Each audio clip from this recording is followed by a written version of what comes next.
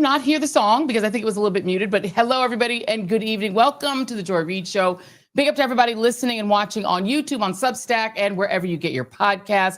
Now, be sure to hit that like and subscribe button. Also, hit that share button to help spread the word and help us out with the algorithm. Special big ups to the Team TJRS members, and especially everybody that tuned in for our weekend subscribe-a-thon. I was on every social media channel available, talking to small business folks, bigging up some people who have incredible new apps that you can use to shop. If you don't want to shop with the bad guys, you want to shop with the good guys. By the way, it is Cyber Monday.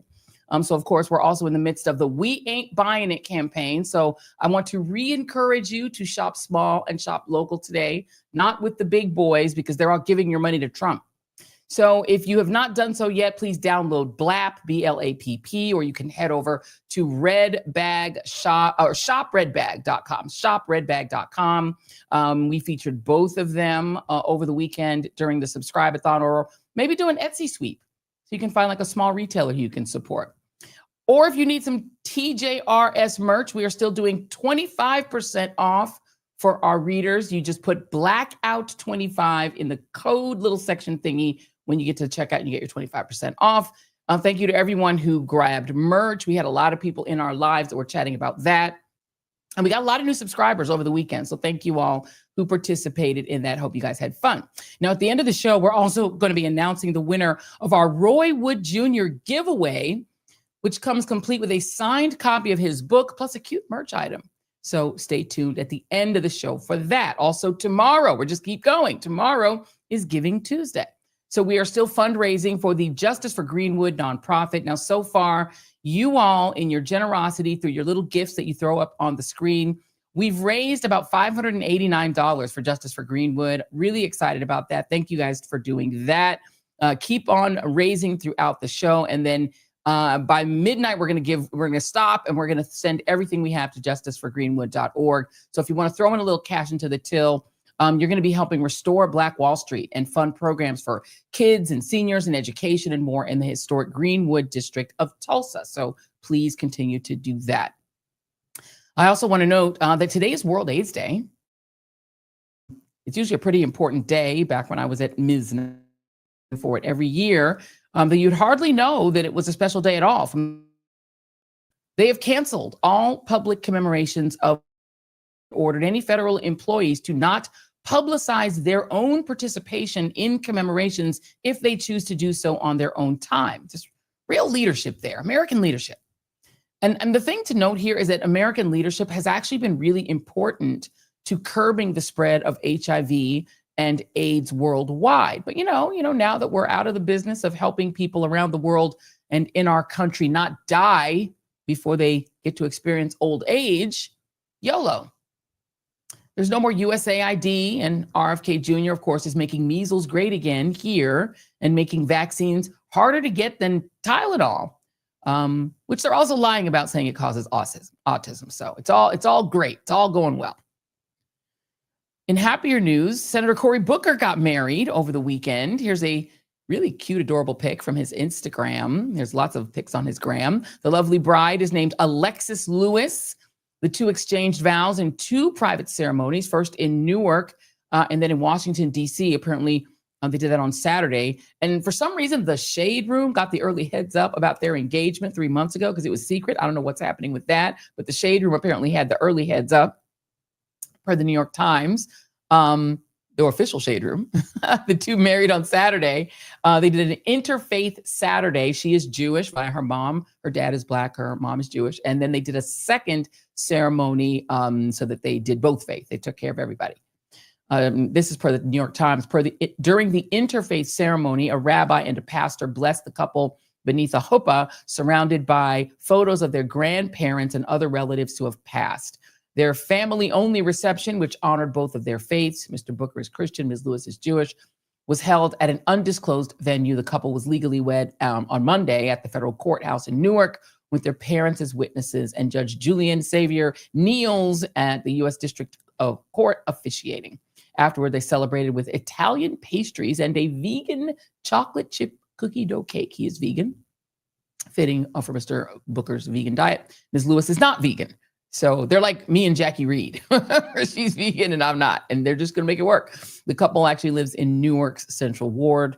They kept their wedding plans super secret amid privacy concerns. Apparently, they got set up by a friend about 3 months ago. They are now married. She's beautiful. They could not be happier for either of them. Very, very nice guy, Senator Booker. And yeah, he's running, I think. But I mean, who knows? Just kidding. I don't know. Meanwhile, in more good news, Alina Habba has been set aside. A panel of judges has once again declared that another of Trump's legal Barbies is disqualified for her job. His failed former personal lawyer, Alina Habba, is disqualified from serving as New Jersey's top federal prosecutor, despite his administration's maneuvers to keep her in place.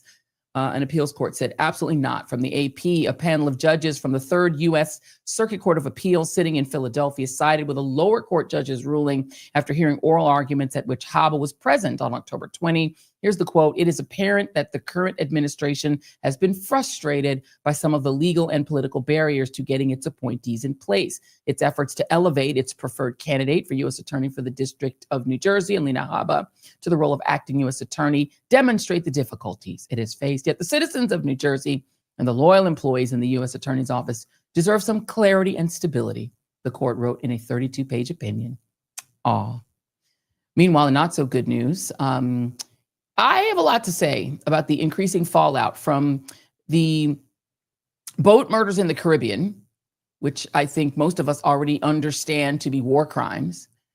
And now even some Republicans are agreeing. I'm going to get to that in a minute. But first, I just want to take a step back for a moment and talk to y'all a little bit about the shooting last week in Washington, D.C. that left one National Guard member dead and the other fighting for his life in the hospital. But before I get to the facts of the case, just some news advice. When it comes to Donald Trump and the Trump regime, my personal advice is pretty simple. Believe nothing, question everything, because they almost never tell you the truth, except when Donald has one of his dementia emissions and he cannot help himself. The shooting of those National Guardsmen has this really unreal quality to it that just as a journalist and even more as a citizen makes me want to question the whole thing. Starting with the timing. So just hear me out on this. On Thursday, November 20th, a federal judge ruled that Donald Trump's deployment of 2,000 National Guard troops to Washington, D.C., the nation's capital, was illegal, concluding that he lacks authority to send in troops for the deterrence of crime. Reading from Politico, U.S. District Judge Gia Cobb said that while Trump may be the commander-in-chief of the Guard, his power is constrained by federal laws that limit how those troops can be federalized and deployed, particularly in the nation's capital, which is controlled by Congress. Here's the quote.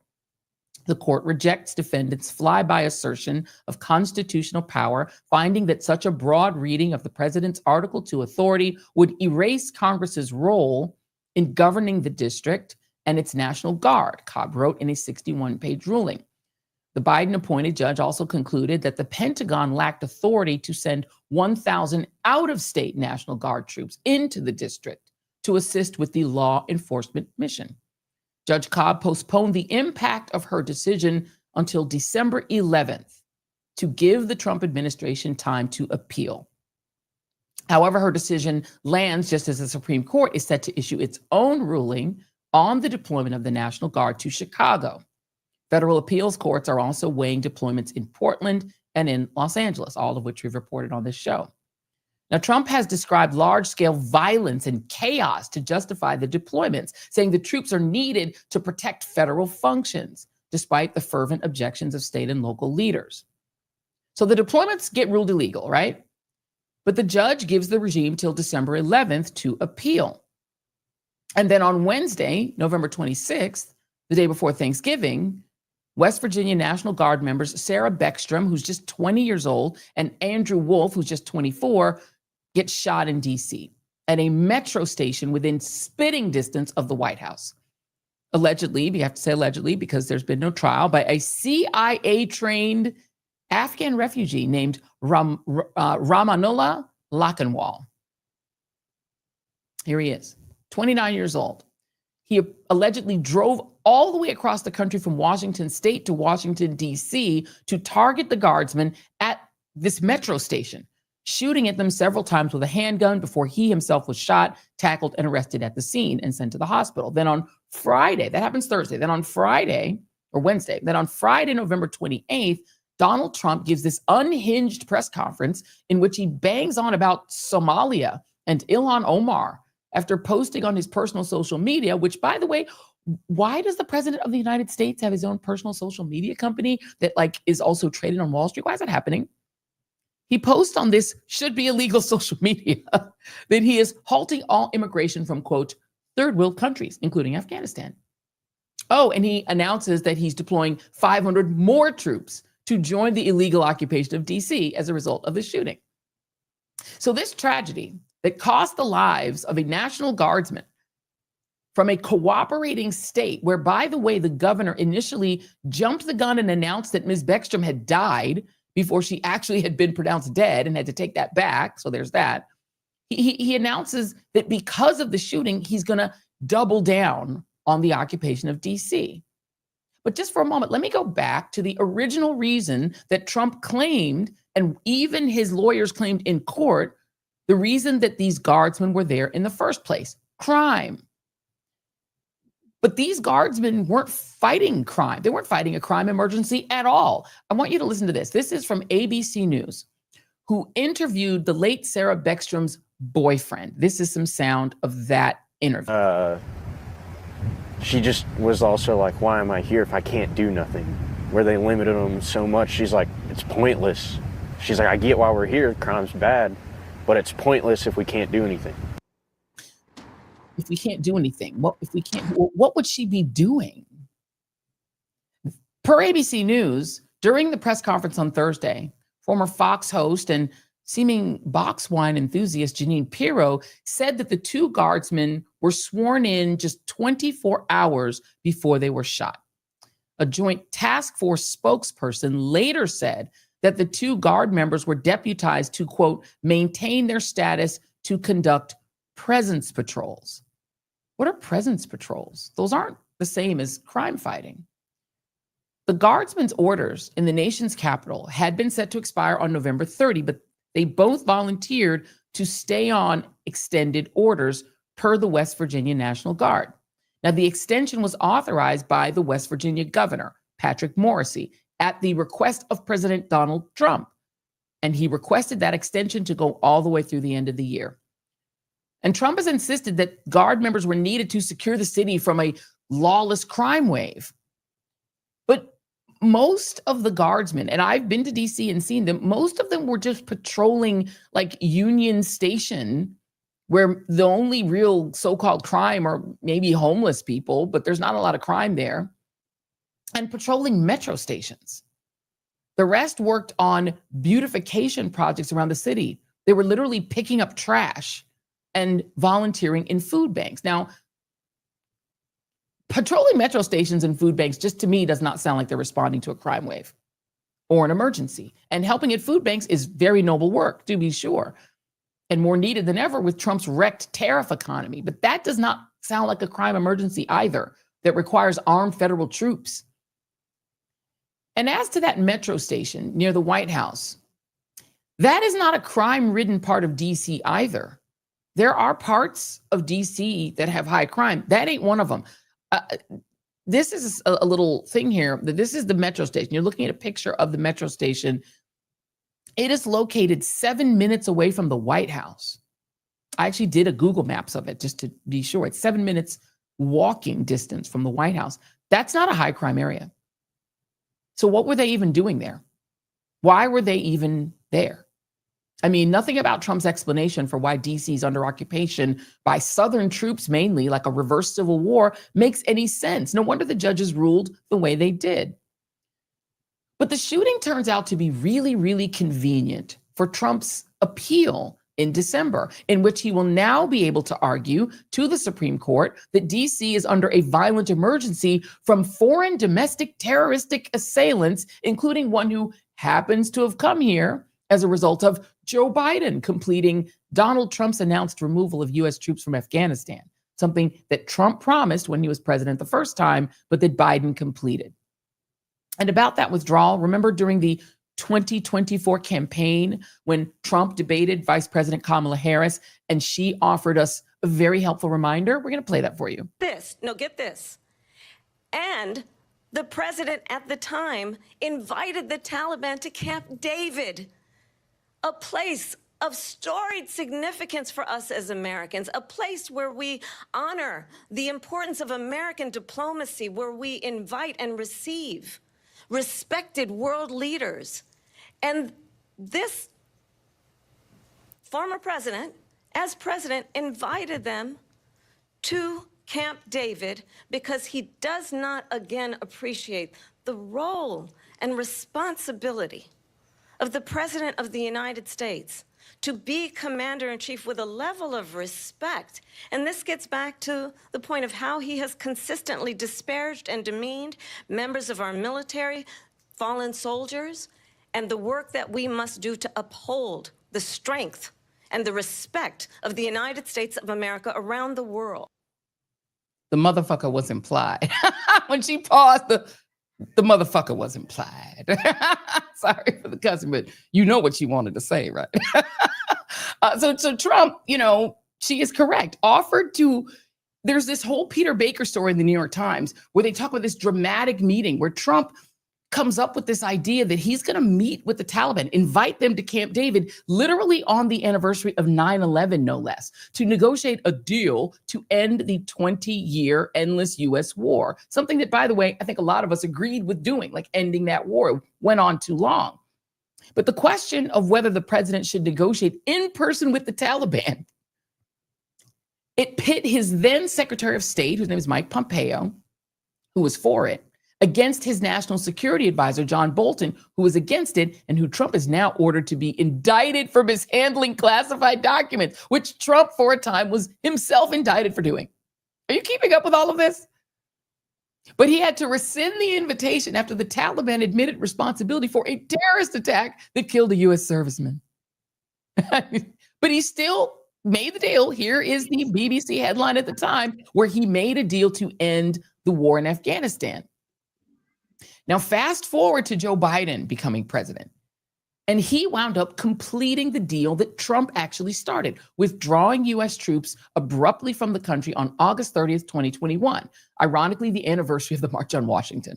And as you will recall, the withdrawal was a mess, pure chaos. A lot of Afghans who had actually helped us and risked their lives for the U.S. cause over the previous 20 years were scrambling for the plane. Some got left behind. Women and girls who had gone to school under U.S. troops' protection were effectively handed back over to the Taliban and driven out of school. Now, eventually, the U.S. did begin bringing some of our Afghan allies here to the United States to settle as a reward, settle here in U.S. cities as a reward for their service. Here is an OG copy of Lindsey Graham from back then explaining why we needed to do that. Right thing to do. There's no other ending that is acceptable to me. The people who were there with us in the fight that are here in America need to stay. This will be their new home, so we have a moral obligation to these people. They will make great citizens over. So we have a moral obligation, and we did.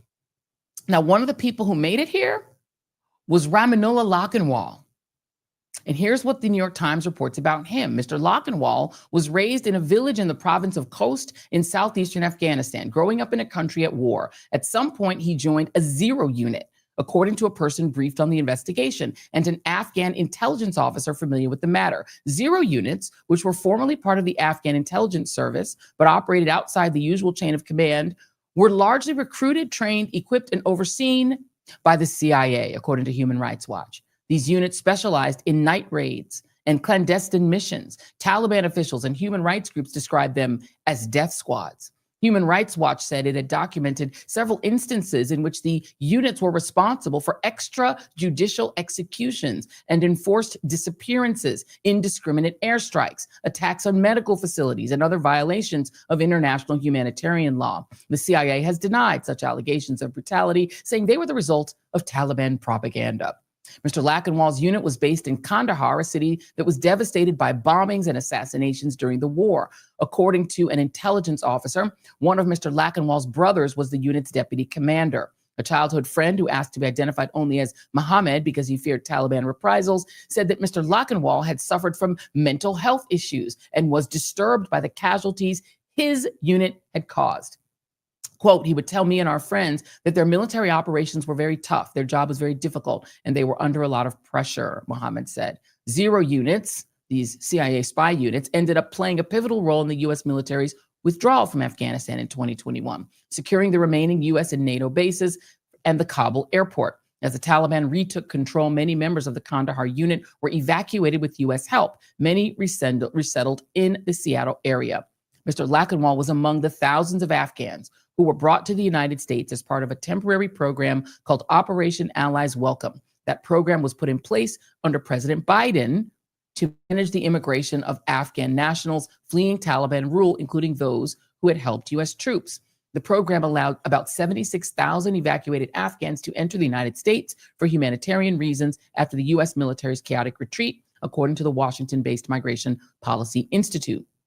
The State Department approved Whatcom County, Washington, on the Canadian border as a resettlement location for World Relief, a Christian humanitarian organization that helps refugees navigate their first 90 days in the United States. Dozens of Afghan families arrived in the country in the weeks after the Taliban takeover. Mr. Lakhanwal wound up in a town called Bellingham, the Whatcom County seat. Authorities say he lived there with his wife and several children. He received asylum from the U.S. government this April under Donald Trump, according to 3 people with knowledge of the case who were not authorized to speak publicly.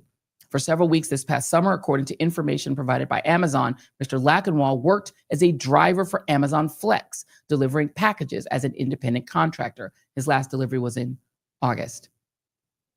There's more to the story. I'm going to skip some of it because it's a pretty long story, but the bottom line is he was living quietly, delivering for Amazon, and then all of a sudden, for no reason whatsoever, he drove across country and shot 2 National Guardsmen. When the raid happened at his apartment, people said, quote, we thought they were ICE at first, but then they yelled FBI and they had a search warrant. So this guy Lakhanwal, who was part of a CIA-trained kill unit, a 0 unit that Human Rights Watch called a death squad, and who Trump's regime actually approved literally this April. And so by November, he's killing U.S. troops in the nation's capital after being a low-key, non-threatening, Amazon delivery driver living in a safe house for a year, more than a year. What is happening?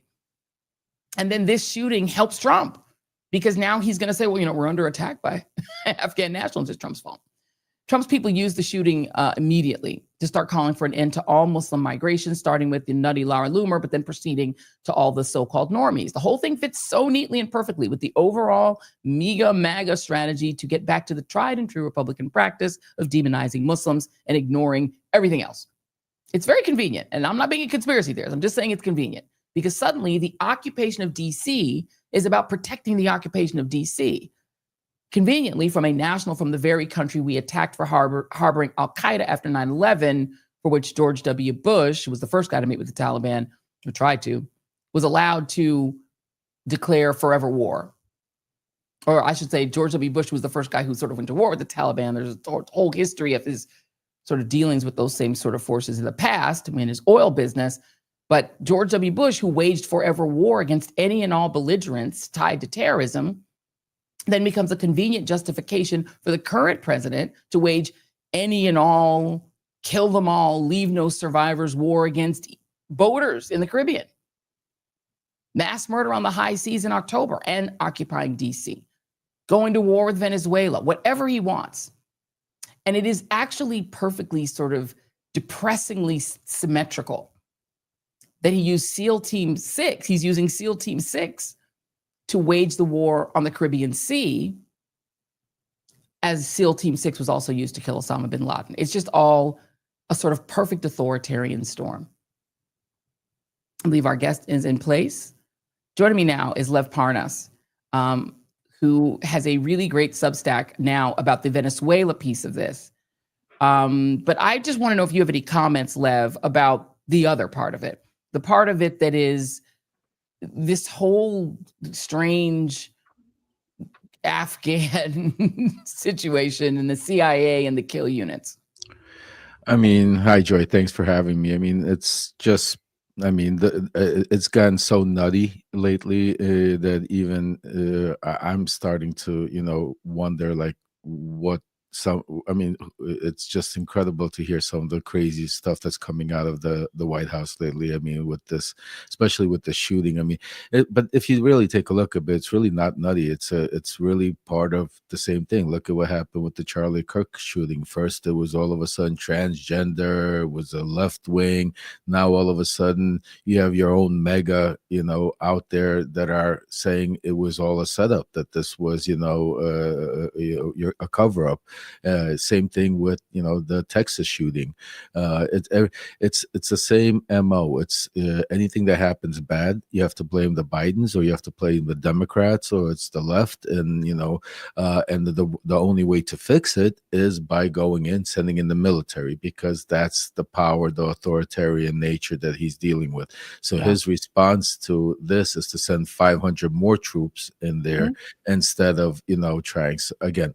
And the more I think people are starting to realize and see through the bullshit, excuse me, because of what he's doing. And you're starting to see it, a lot of my sources over the weekend I've been speaking to in the GOP. I think you're going to see a bloodbath, and people starting to all of a sudden take long vacations, all of a sudden not showing up for votes, all of a sudden start defying, retiring earlier. I mean, I've been speaking to some of them, and they're, this whole thing with Marjorie Taylor Greene, it was just, basically like the dam, I think, that broke, that is going to allow others to do it. Yeah, Troy Nehls is the next one who's going to leave. And I looked up his investments. He ain't cashing out. He's just leaving. Let me play A11. This is Donald Trump being asked by some journalists about the protection of the troops here. And his answer was typical Trump. It's A11. Officials say that the suspect worked very closely with the CIA in Afghanistan for years, that he was vetted, and the vetting came up clean. He went cuckoo. I mean, he went nuts. And that happens, too. It happens too often with these people. You see them. But look, this is how they come in. This is how they're standing on top of each other. And that's an airplane. There was no vetting or anything. They came in unvetted. And we have a lot of others in this country. We're going to get them out. But they go cuckoo. Something happens to them. Your DOJ IG just reported this year that there was thorough vetting by DHS and by the FBI of these Afghans who were brought into the U.S. So why do you blame the Biden administration for what this man did? Are you stupid? Are you a stupid person? Because they came on a plane along with thousands of other people that shouldn't be here, and you're just asking questions because you're a stupid person. And there's a law passed that it's almost impossible not to get them out. You can't get them out once they come in. And they came in, and they were unvetted, they were unchecked. There were many of them. First of all, can you put me in, Coach? I need to actually be in one of these press conferences, Lev. You and I think you and I should get together and go to one of these press conferences, because the first thing you need to say as a journalist is, excuse me, Mr. President, that's inappropriate. Can you just answer my question without insulting me and trying to call me stupid? What's stupid about my question, Mr. President? I don't understand why these journalists don't have the basic freaking dignity. Don't let him call you stupid. You see them all standing there like they were frozen, like they didn't know what to do. It's absurd. Why don't they defend each other and defend themselves? I'm sorry, that's me going off on a rant. No, you're 100% right. And they're doing it because they're scared. They're scared that they're going to lose their credentials. They're scared they're not going to get in there, and they're trying to. And it's take them. Because you're not gonna call me stupid. I'm with you. I agree. I totally agree. And not only that, but I want you to notice that he's doing this with females. I mean, it's starting to come out. The real Donald Trump that is in the Epstein files, the real Donald Trump that was hanging out with people like Epstein in the 80s and 90s, the real Donald Trump that, went behind the scenes and looked at young girls while they were changing and made fun of his daughter, and all that. This is who you're seeing come out. All of the other thing was an act, before. Yep. Now you're starting to see the real, like the nastiness, the way he talks, the way he enjoys belittling down. And I agree with you 100%, because every journalist in their room should be discussed and say, you know what, none of us are going to come in here, take a stand for, how is he calling him Miss Pig? He called the other journalist a piggy. Are you kidding me? I'll slap you for that. You kidding me? Come on. And my thing is, are there no men in the press corps? I know I'm being old fashioned. I'm Generation X, but where are the men who let a woman get belittled like that and just stand there looking to the side? You see their eyes darting to the side. What kind of a man? You don't think that you should say something to defend that lady that stand, or even defend yourself, sister? Say something. I don't understand why they think that it's okay to stand there and just nod. Okay, while it's like he's their abusive father. Boycott him. What do you think would happen to Donald Trump if all of a sudden the media stopped reporting on him? If you imagine he had the press conference and all you saw was Newsmax and Fox there, and OAN, he'd have a heart attack. I mean, like literally, boycott him because he's lying anyway. He's not giving you the truth. He's, and instead go out there and report like you do, independent journalism. And that's why, I'm really glad, you're having me on, because you are doing some incredible work. Thank you, Joy, because the media out there is just like, you're right. I mean, wake up. I mean, it's disgusting.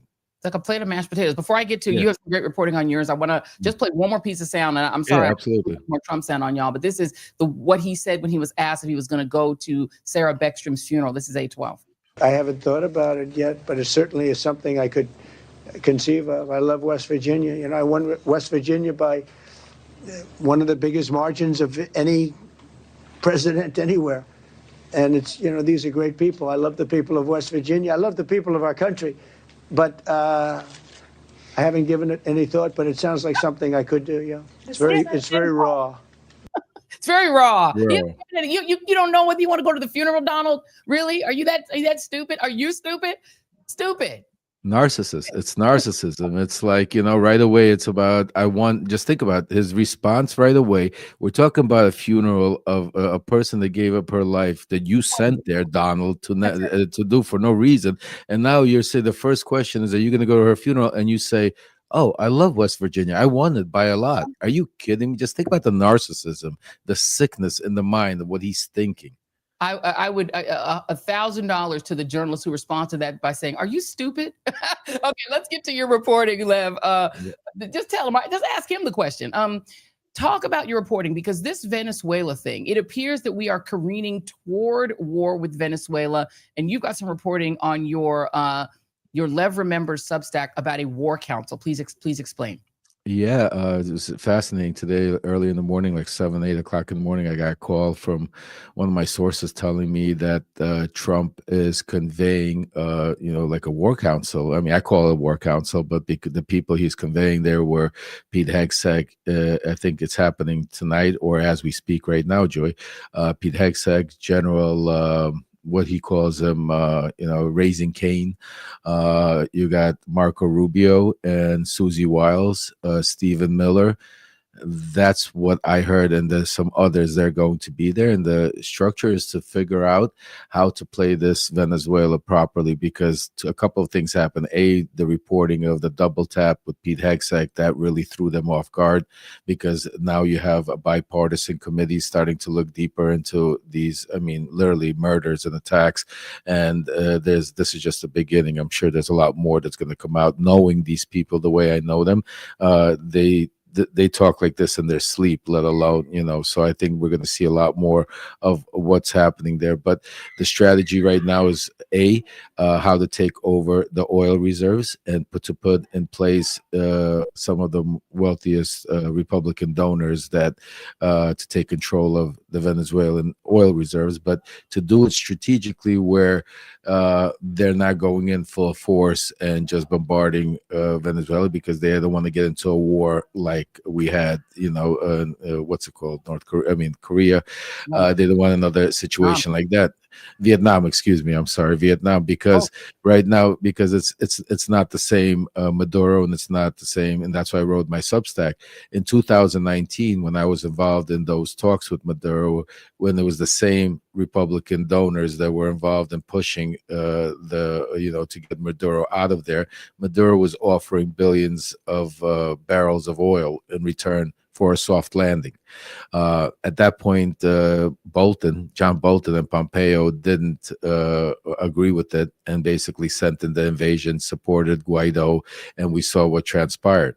What happened, though, is Maduro won basically the invasion with the help of the Russians, with Wagner and the Russian forces that came and helped, and basically Maduro stayed in power.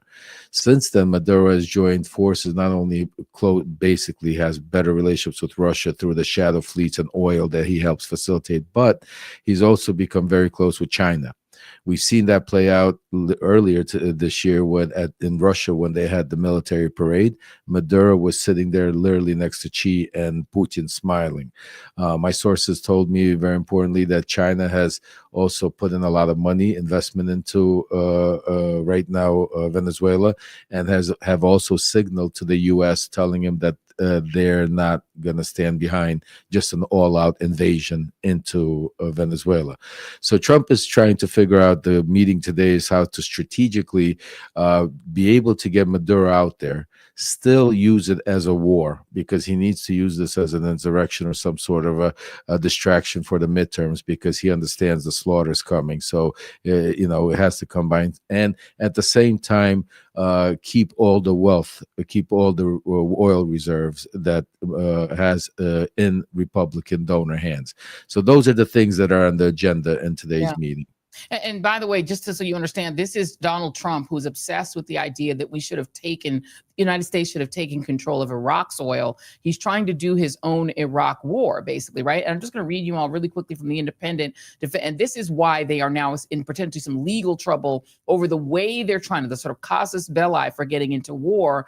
They're pretending that they are in a so-called war with these drug dealers who they're claiming are bringing drugs close to the United States border, and that is a cause for war, which it's not. Defense Secretary Pete Hegseth reportedly gave a verbal order to leave no survivors behind as Donald Trump's administration launched the first of more than a dozen attacks on alleged drug-running boats that have killed more than 80 people over the last 3 months. On September 2nd, U.S. military personnel fired a missile striking a vessel in the Caribbean Sea that carried 11 people accused of trafficking drugs to the United States. When 2 survivors emerged from the wreckage, a special operations commander overseeing the attack ordered a second strike to comply with Hegseth's instructions to kill everybody, according to the Washington Post, citing officials with direct knowledge of the operation. The 2 men were then blown apart in the water, per the report. News of Hegseth's alleged command follows intense legal scrutiny from internal investigators and members of Congress, alleging that the Trump administration's deadly campaign amounts to illegal extrajudicial killings, which law of war experts speaking to the Independent, have labeled as outright murder and a war crime. Even Republicans are starting to agree. And here's the other issue, and I'll ask you about this, Lev, because it now seems like we've gotten the answer to why Admiral Alvin Halsey, who was overseeing the U.S. Southern Command, which oversees military operations in Latin America. We've got his picture. His picture is B2. Why he suddenly quit. He informed Pete Hegseth that he's out of here at the end of the year. And at the time, people were like, ooh, why is that guy leaving? Then per The Intercept, people are angry about him leaving. Southcom were disillusioned by him leaving. And then he gets replaced by this other guy. And this is B3. This is the guy one of the people I think you might have named, Admiral Frank Rich Bradley. That's him.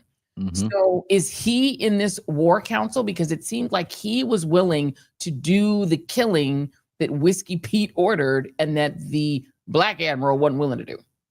Well, it's great. Interesting you say that, because it looks like today where Caroline Levitt was throwing him under the bus, actually saying that it was the general that gave the order, not Pete Hegseth. So we have to take a look at that. I didn't see it, but I think my son reported on it today. Wait. Yeah. Admiral Bradley is to blame, not Yeah. We've got to take a look at, maybe have your people take a look at the Caroline Levitt today. What's it called? Press conference that she had. Press conference that she had. Yeah, but listen, that's how they work. What do you think? Hegseth is next on the list. Look at how Trump. I already saw the way Trump started distancing himself, just in case, on the Air Force One yesterday by saying, I don't know anything about this. And I don't think he meant that or said that. But I'm going to tell you something. I'm going to show something to your viewers that very few people have seen, and because Trump tries to hide it. I published it in my book here, but I want it's a picture of what this is all about. Joy, give me 1 second. Let me Please. just find this 1 second. Here. Oh, here it is.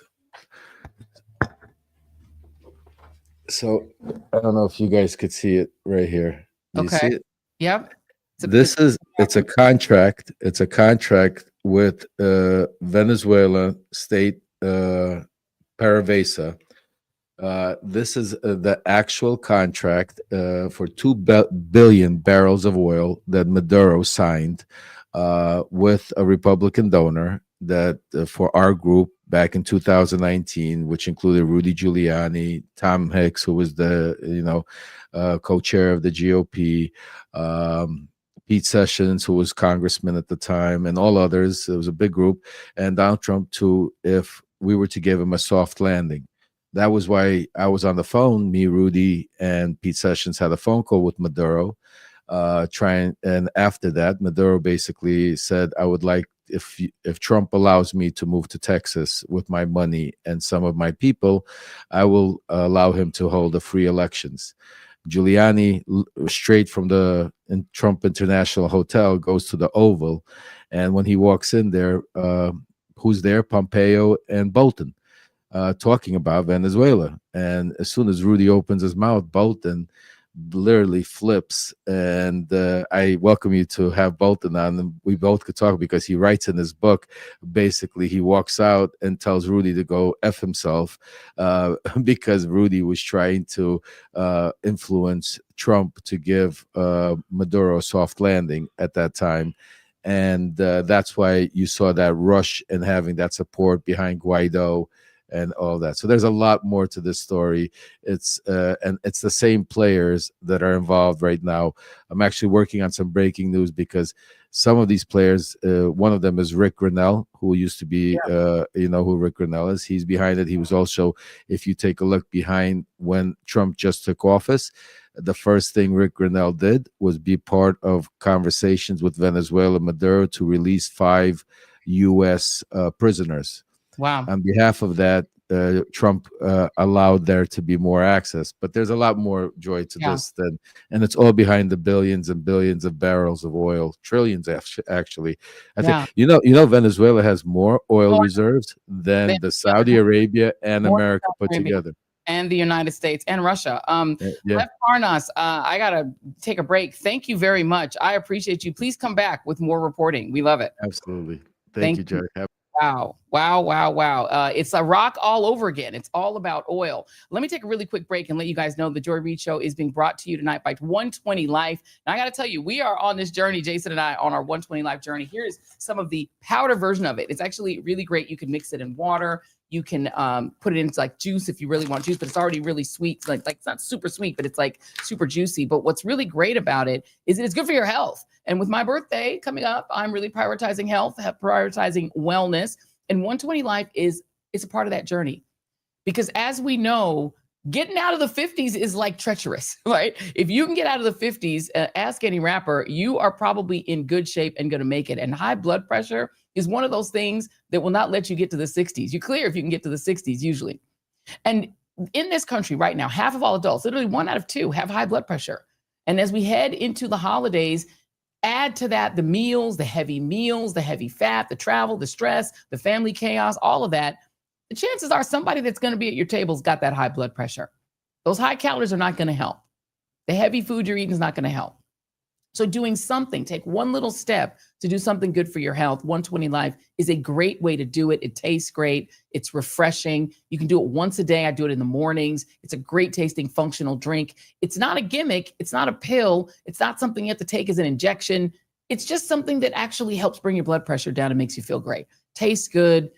Not too much sugar, just 1 gram. And doctors trust it. More than 1,000 health professionals have supported or endorsed the use of 120 Life. It's a go-to natural tool in the medical world.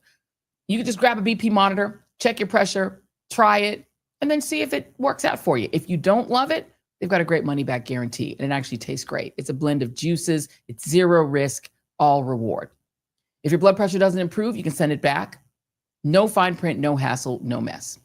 Right now, you're getting 20% off if you want to try 120 Life, you want to join the 120 Life community. And all you have to do to get that is to put the code JOY or the code READ in the little offer thingy when you get to the checkout. This holiday season, Christmas, New Year's, all of it. Listeners of the Joy Reid Show, viewers and listeners of the Joy Reid Show get 20% off your entire order at 120life.com with codes JOY or READ. Use one of the two codes, one simple offer. This is your time to stock up. So make sure that you do it. Half this country has high blood pressure. You do not want to be the one who is felled by it. Just put READ or JOY into the little code section for 20% off.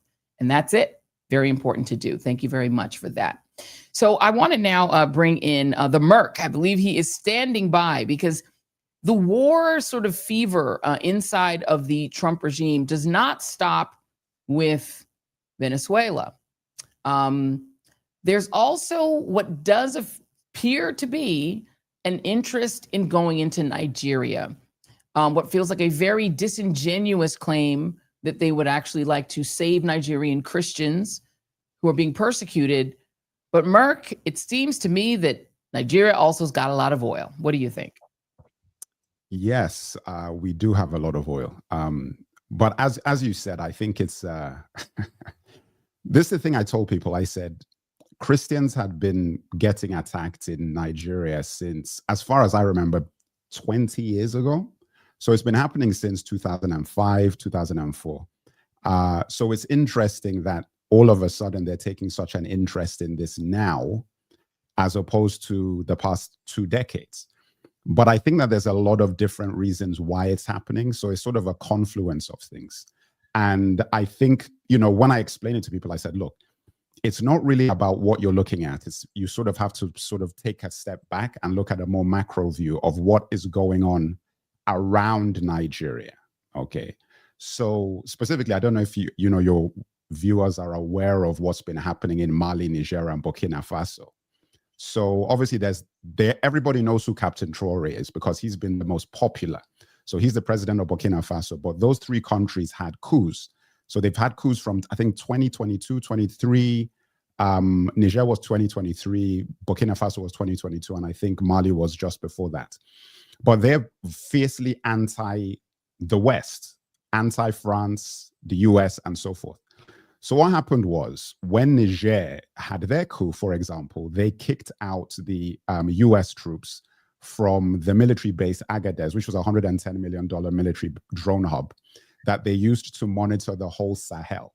So I'll explain what the Sahel is a bit later. But the point is that was a very, very important base for AFRICOMAND, which is the anti-terrorist security force for Africa that was established after the 9/11 2001 bomb attacks. So when they did that, what they did at the same time is that they invited Putin and Russia in. So Russian troops came while the US troops were actually still in the barracks. So that was done obviously to, antagonize the US because they were trying to get the US out. What ended up happening as well at the same time was most of the uranium that France uses, like 30% of their uranium for their power, comes from Niger. And that got cut off at the same time. So basically, the US's eyes on the entire Sahel was disconnected.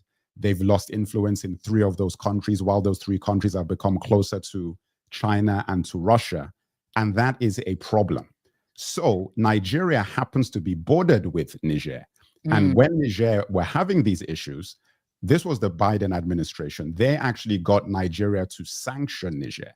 So they got sanctioned. They lost electricity. They had food shortages and everything because Nigeria happens to be the head of ECOWAS, which is the Western Economic Bloc of West Africa. So we, along with, I think it was Ivory Coast, Ghana, and so forth, sanctioned them. So the points I'm making is that the way things stand now, America and France have to find a replacement. They have to. So Nigeria happens to be very, very nicely and strategically placed to replace what they've lost in terms of influence and control with Mali, Niger, and Burkina Faso. So all of a sudden, Christians now matter. Now, where they get these statistics from, there's a a non-profit called Open Doors in the UK, which do the monitoring. And they said that 223, basically the majority of Christians killed for their faith in the world in 2023 happened in Nigeria. So when you look at that statistic, it's very stark. You look at it and it's like, oh my God, that's crazy in one country.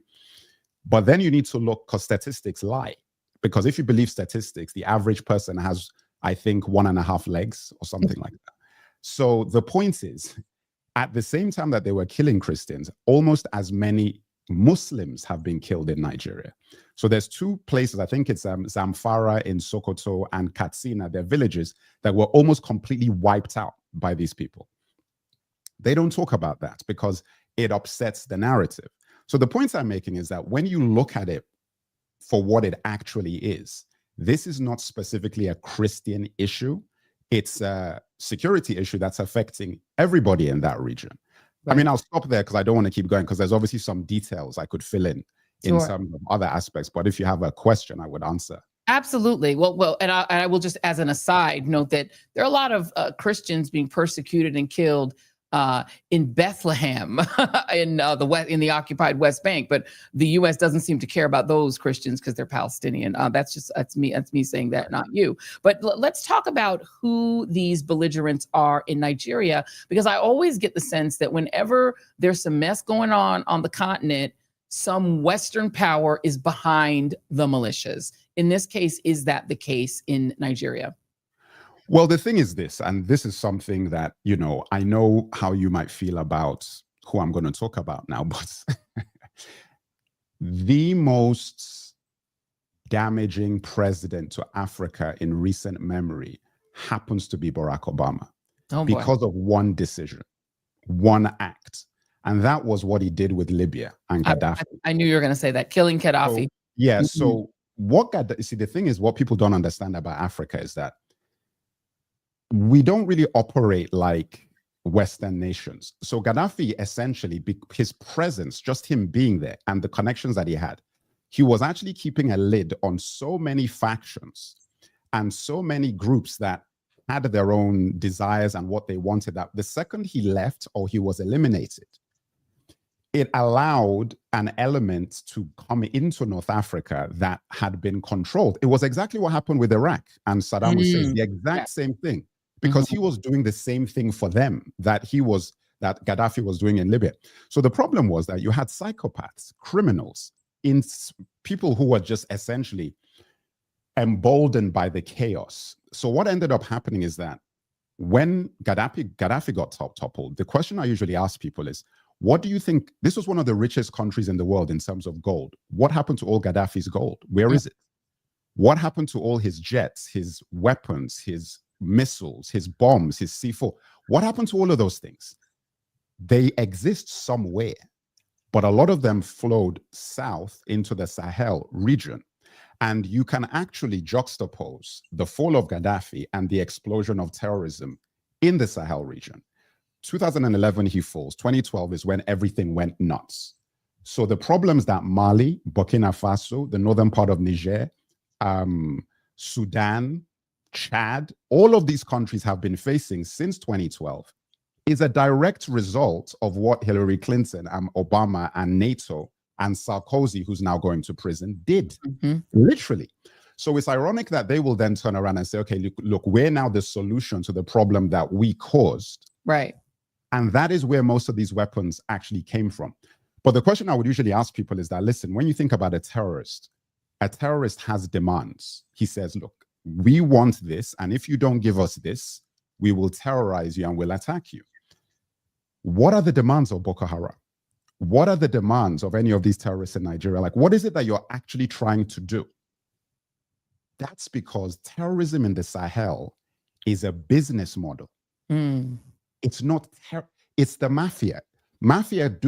There are reports which are actually documented that these people are collecting payments like taxes for protection. You don't do that if it's not essentially a pseudo government, which is what they're operating. So they don't have any interest in resolving an issue because they make money from the issue. So the points I'm making is that this has been going on for all these 2 decades, and America, France, so forth, They don't care. And the reason being is that within chaos, it's much easier to exploit. Smuggling gold out of that region is easy when it's in chaos. You don't have to deal with red tape. You don't have to pretend to be dealing with a government if the place is being run by a militia, like you can see in what's happening in Congo and so forth. That's the reason why they don't want to resolve that. You deal with somebody who's a militia leader, you pay him off, he gives you what you need, and you move on. Yeah. So that's sort of the reason for, in my view anyway. The friends of mine on the continent will say to me, look, we actually appreciate dealing with Trump because he doesn't pretend to be some bringer of democracy. He's just a gangster. And we know how to deal with gangsters. He kind of is similar to like an Idi Amin, you know what I mean? He's a Mobutu type of leader, and we know what to do. Pay him. You pay him, you give him money, and he's pliant. And that's a lot simpler to deal with than the moralizing type of usual American president. Do you concur with that, or do you hear that often a lot? No, I do. I do agree with that. But also you've got to understand that I'm a bit cynical when it comes to these things. And I don't believe this is Trump per se. I think Trump is a convenient idiot, so to speak. Agreed. You know, it's like they knew whoever isn't doing this knows that this is what we need to do. Show him these videos and show him these things. We know how he'll react to that. And through that, we'll be able to get done what we need to get done. So from what I heard, he got shown these videos and he reacted exactly the way they expected him to react. Oh, we've got to go and save the Christians. The reality is that, look, Ted Cruz has been campaigning for Nigeria to be sanctioned for years because he's extremely pro-Israel. He's pro all the stuff that's going on in Gaza and so forth. You've heard what he said about the Bible and the fact that we're defending. He was quoting Genesis and all this sort of stuff. So Ted Cruz has a particular perspective. There's an aspect of this that you would not know about, and most of the viewers would not know about, and this is connected to the Nigerian civil war. Nigeria isn't a real country. Nigeria is a corporation that was set up by the British. That's the reality of it. It's a collection of all these tribes and all these things mashed together to provide resources, palm oil and so forth, for the British government through Unilever, which is actually still operating in Nigeria. The thing is, when the civil war happened, there was a country called Biafra. Now, Biafra was the Igbos and the East who were trying to secede. It's a separatist movement to secede from the Union.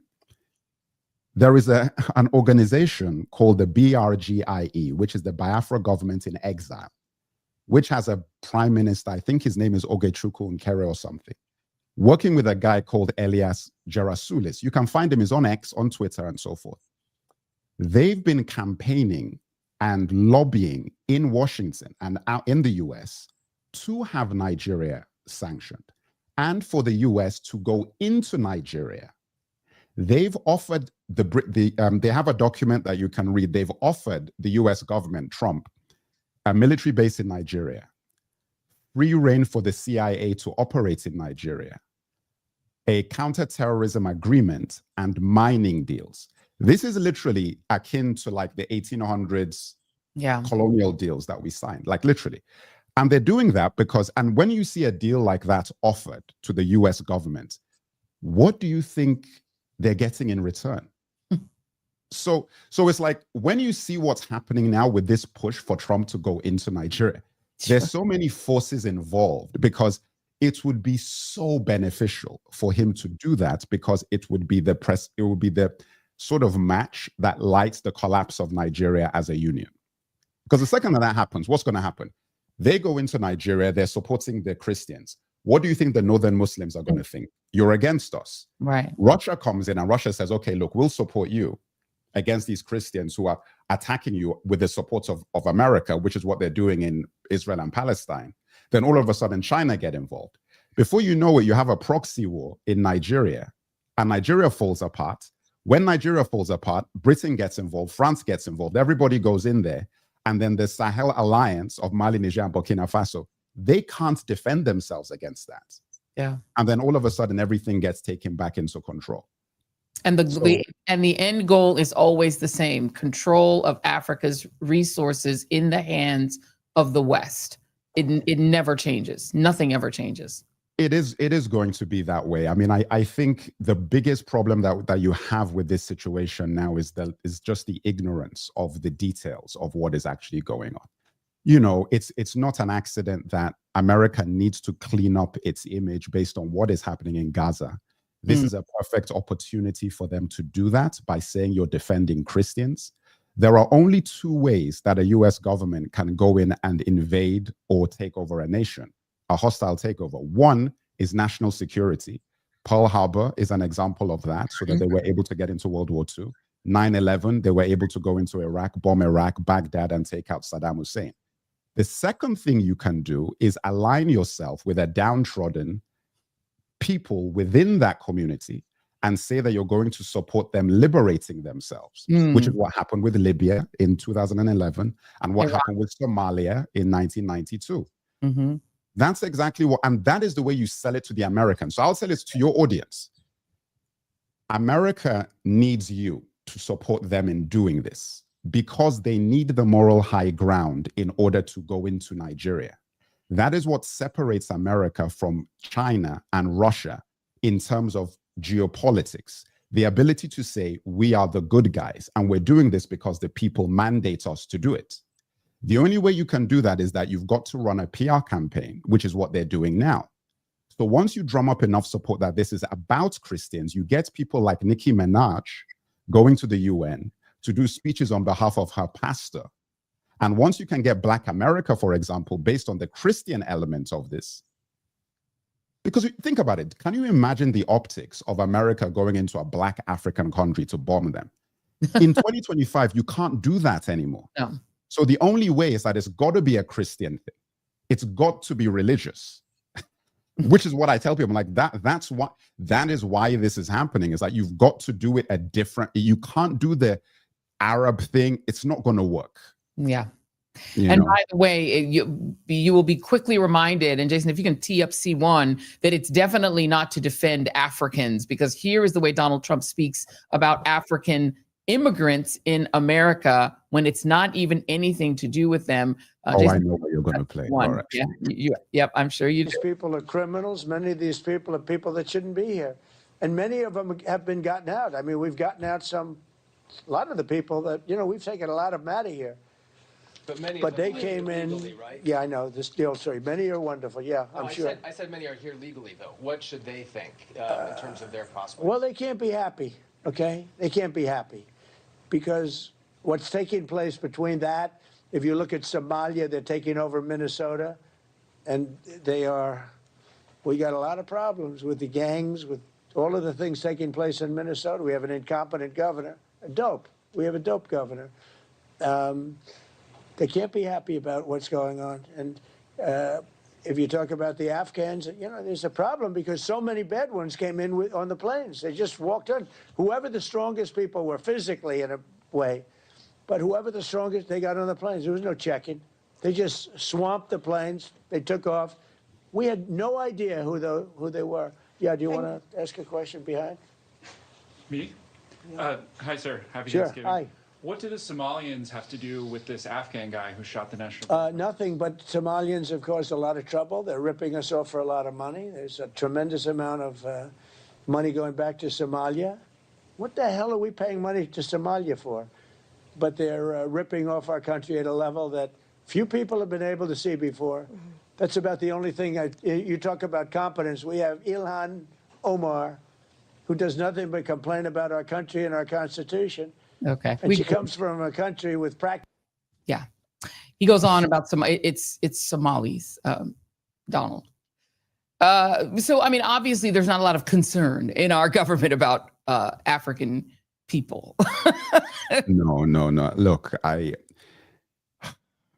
think it's easy. It's easy targets because, you don't really have any defense. So he says something like that, who's defending Somalians? It's just, but I think that rhetoric is very important because it continues to just set a foundation. So when you do act, people are already fed up with a particular demographic of people because they've been doing strikes in Somalia for years. And it's actually the reason why African Stream got taken down, because they reported on that. And when they reported on it, you know, the last administration then said they were working with Russia, and they've been wiped off the internet. Mm-hmm. So things like that, it's like, you know, you hear all of these stories, and I keep trying to explain to people that, look, most of the stuff you see is for show. Like this is really just it's a performance, and the lead actor is the president of the United States. Like, he's the lead actor. When you start looking behind the scenes and start seeing what's actually really going on, it becomes clear to you that you actually have more power than you think you have to actually affect change. The more educated you are, which is why I'm so focused on everything I do with African history and context. It's like, I tell you this information, the very concept, and this is even deeper than you might imagine. What the Sahel represents, for example, is much bigger than it's not just about oil and minerals. This is cultural. You see, the Sahel region is the border between sub-Saharan Africa and the north part of Africa. The idea of sub-Saharan Africa is actually a white supremacist racist concept. It doesn't make any sense. There is nowhere else in the world that a desert splits a continent whereby you then call half the continent something else from it's ridiculous. Well, I mean, they started with taking Eurasia and pretending Europe is its own continent, but go on. Yeah, no, the Suez Canal, even that's in and of itself. Like when they broke off the Middle East from Africa, that was Africa. All the Middle East was North Africa.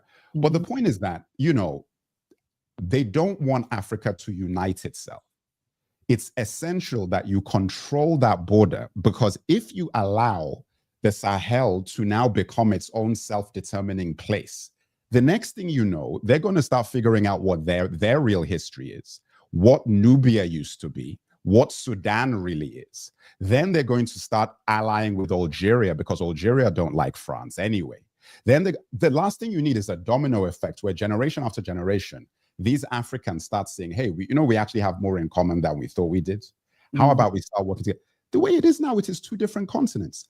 So I always say is that, look, that border itself is more significant than just the minerals under the ground. It is actually strategic, politically, that the West is able to control that and not allow it to fall into the hands of, especially not into the hands of Black Africans. That, in my opinion, anyway.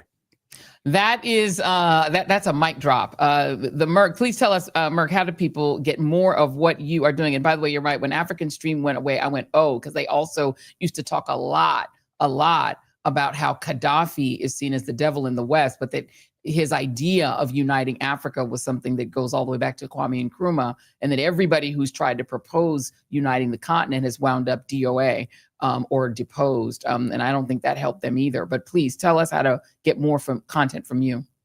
Oh, yes. So what I'm doing now, well, my Substack, so you can get there at www.alkebulan.com. Hopefully I'll just put it in the comments so people can find it easily.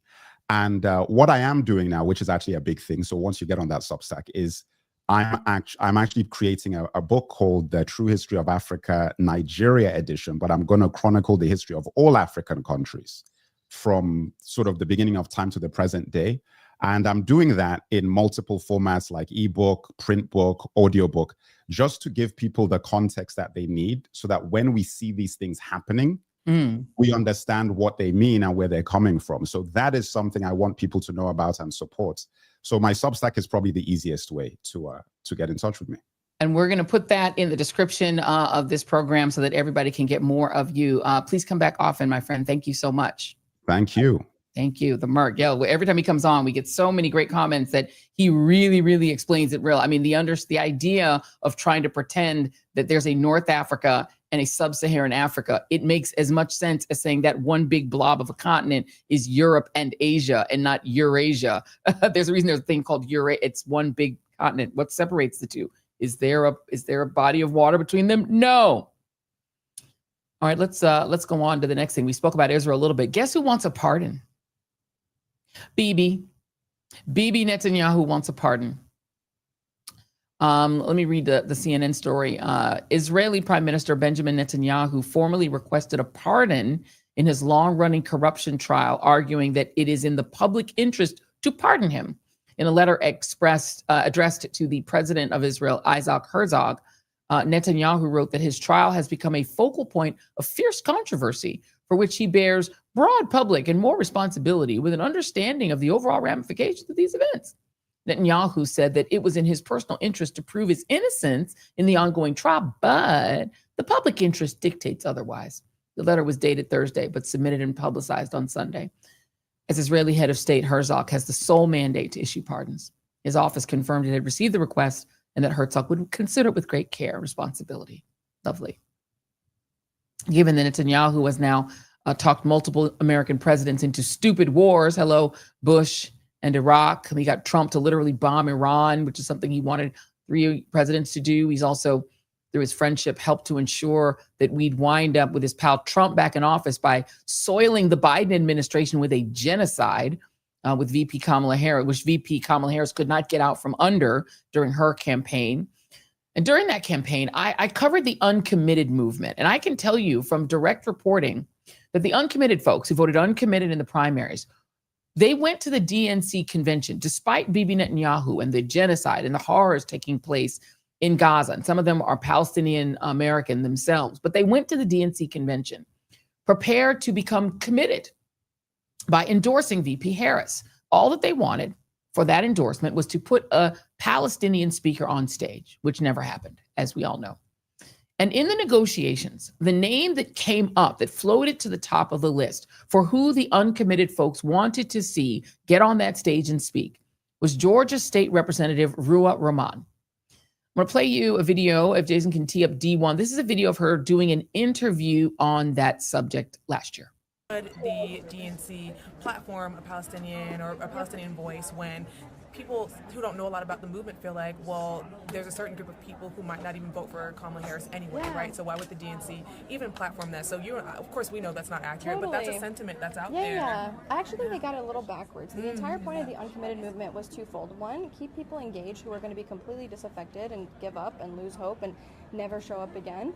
And so we try to keep them engaged. And the other piece is to apply pressure to Democrats to bridge the gap between them and voters so that voters can feel comfortable turning out to vote for them. We're not meant to be party poopers. We love the vibes. We're so glad we now have a much better chance come November. But the thing is, this is going to keep coming up because people are still watching innocent people being massacred by bombs that have our flag on them. And the reality is that there's nobody that wants Trump to win more than Netanyahu. And what we're trying to do is we're trying to say, look, this is a fear and this is a threat for our chances come November. We want to make sure people recognize that, and we recognize, like, we have been trying to push for policy, right? And things are chaotic. It is what it is. Those policy asks are still the same. When we talk about ceasefire, you've got to work for that ceasefire. You have to implement conditions to force that ceasefire. But we get that's not always possible, right? So the other piece of it was the bare minimum, which is a symbolic piece. And, you know, the DNC was negotiating with uncommitted, from my understanding. Like, my name didn't come up until the very end when they gave them so many different names, so many different people. And finally, they were like, there's an elected from a swing state. Like, please, like, that's our Hail Mary. And we actually got really excited when we saw the parents of Israeli hostages on the DNC stage, because we thought, oh my God, it's happening. Like, you know, they're taking this big tent seriously. We're going to see some movement on it. And unfortunately, that's ended up not what was happening, because 2 hours later we got the call that there would not be any slots for a Palestinian speaker after negotiating for weeks. And, they told us, they're like, as long as there's not a no, that's a really good sign. And so when you're not getting a no for 3 days, you're thinking, oh, we're going to get into it. So it was just, like, really disappointing. And I think the last slap on the face, and what really did me in last night was, you know, you and I are from Georgia. Jeff Duncan was our lieutenant governor. And he, like, one of the last bills he ever passed was a super bad anti-trans bill. He oversaw the criminalization of abortions. And so, you know, that's kind of where we come from, is the fact that if our tent can be that big, why can't it include literally a singular speech? Right. Exactly. Thank you so much. And fast forward to today, and Representative Romman is now running for governor of Georgia. Take a look at her ad. Corrupt politicians, a rigged economy. It's untenable. My name is Ruwa Romman, and I'm running for governor of Georgia because it's time for a new direction. One that puts Georgians first. My dad's a farmer in Elberton, Georgia. I grew up in Forsyth County and graduated from South Forsyth High School, for goodness sake. My first job out of college was at the Center for Civil and Human Rights, where I got to learn how to organize with incredible legends like the late John Lewis. Now I have the honor of representing tens of thousands of Georgians in the State House. I'm as Georgia as we come. I'm also the granddaughter of Palestinian refugees. My family lost everything and had to rebuild from nothing. My family's history and the skills taught to me by civil rights heroes made me never back down from a fight. We already know the attacks that will come. It's the same ones that Republicans have used to distract us for 20 years. And they've closed our hospitals. They kept the minimum wage at just $5.15 an hour. They left us behind. Stripped away our freedoms. Here's the secret they don't want us to know. It doesn't have to be this way. Everything we're seeing is a choice that is being made to put us last. I will use every tool at my disposal as governor to raise the minimum wage, to feed hungry kids, to reopen hospitals, to take homes back from corporations, and to invest in small businesses. Georgia belongs to all of us, not just corporations and special interests. There will be those who doubt we can do it, but I know there's way more of us than them. We will build a movement. One door, one conversation, one person at a time. Together, we can change leadership in our state. The future is uncertain, but right now is the easiest time to be brave. We owe it to everyone that's come before us and everyone that'll come after us to build for a better future. Together.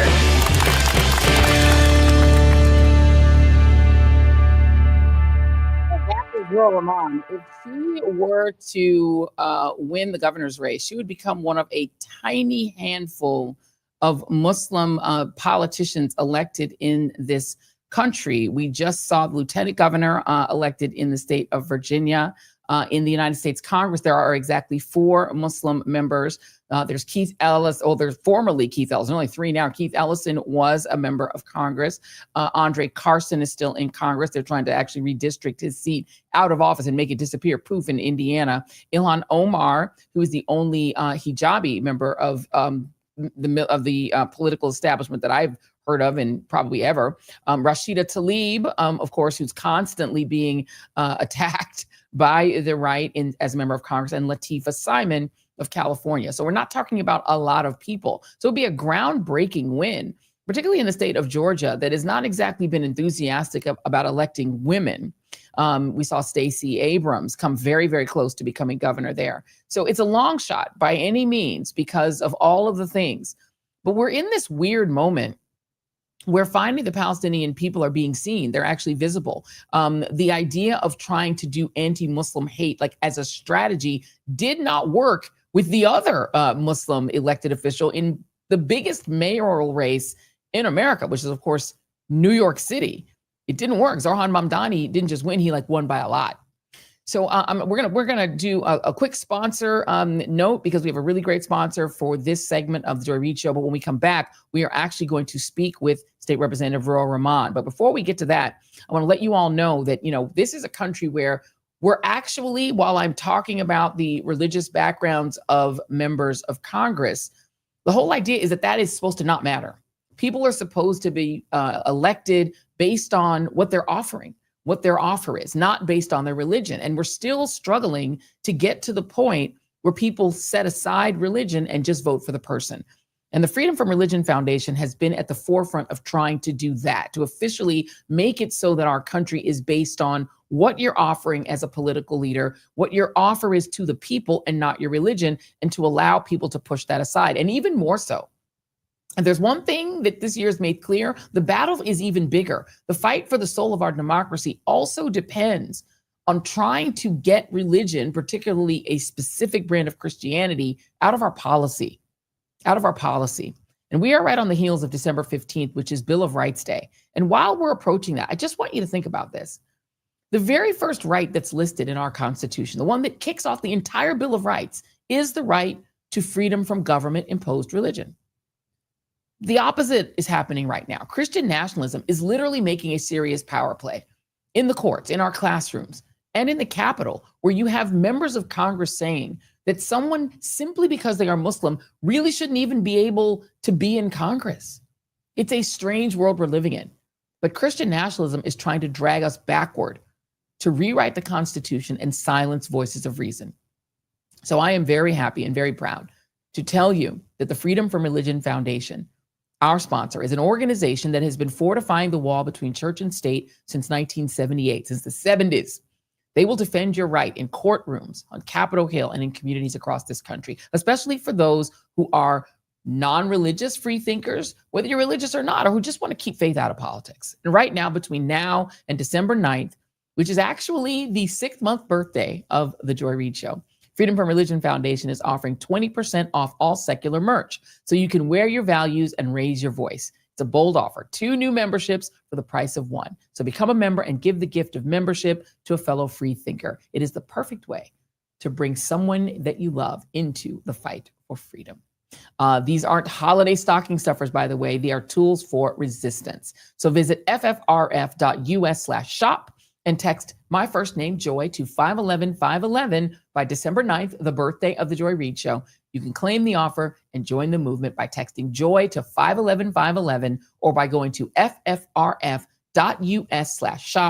And again, the text Joy to 511-511, because protecting the Constitution ain't seasonal, it's essential. Message and data rates will apply.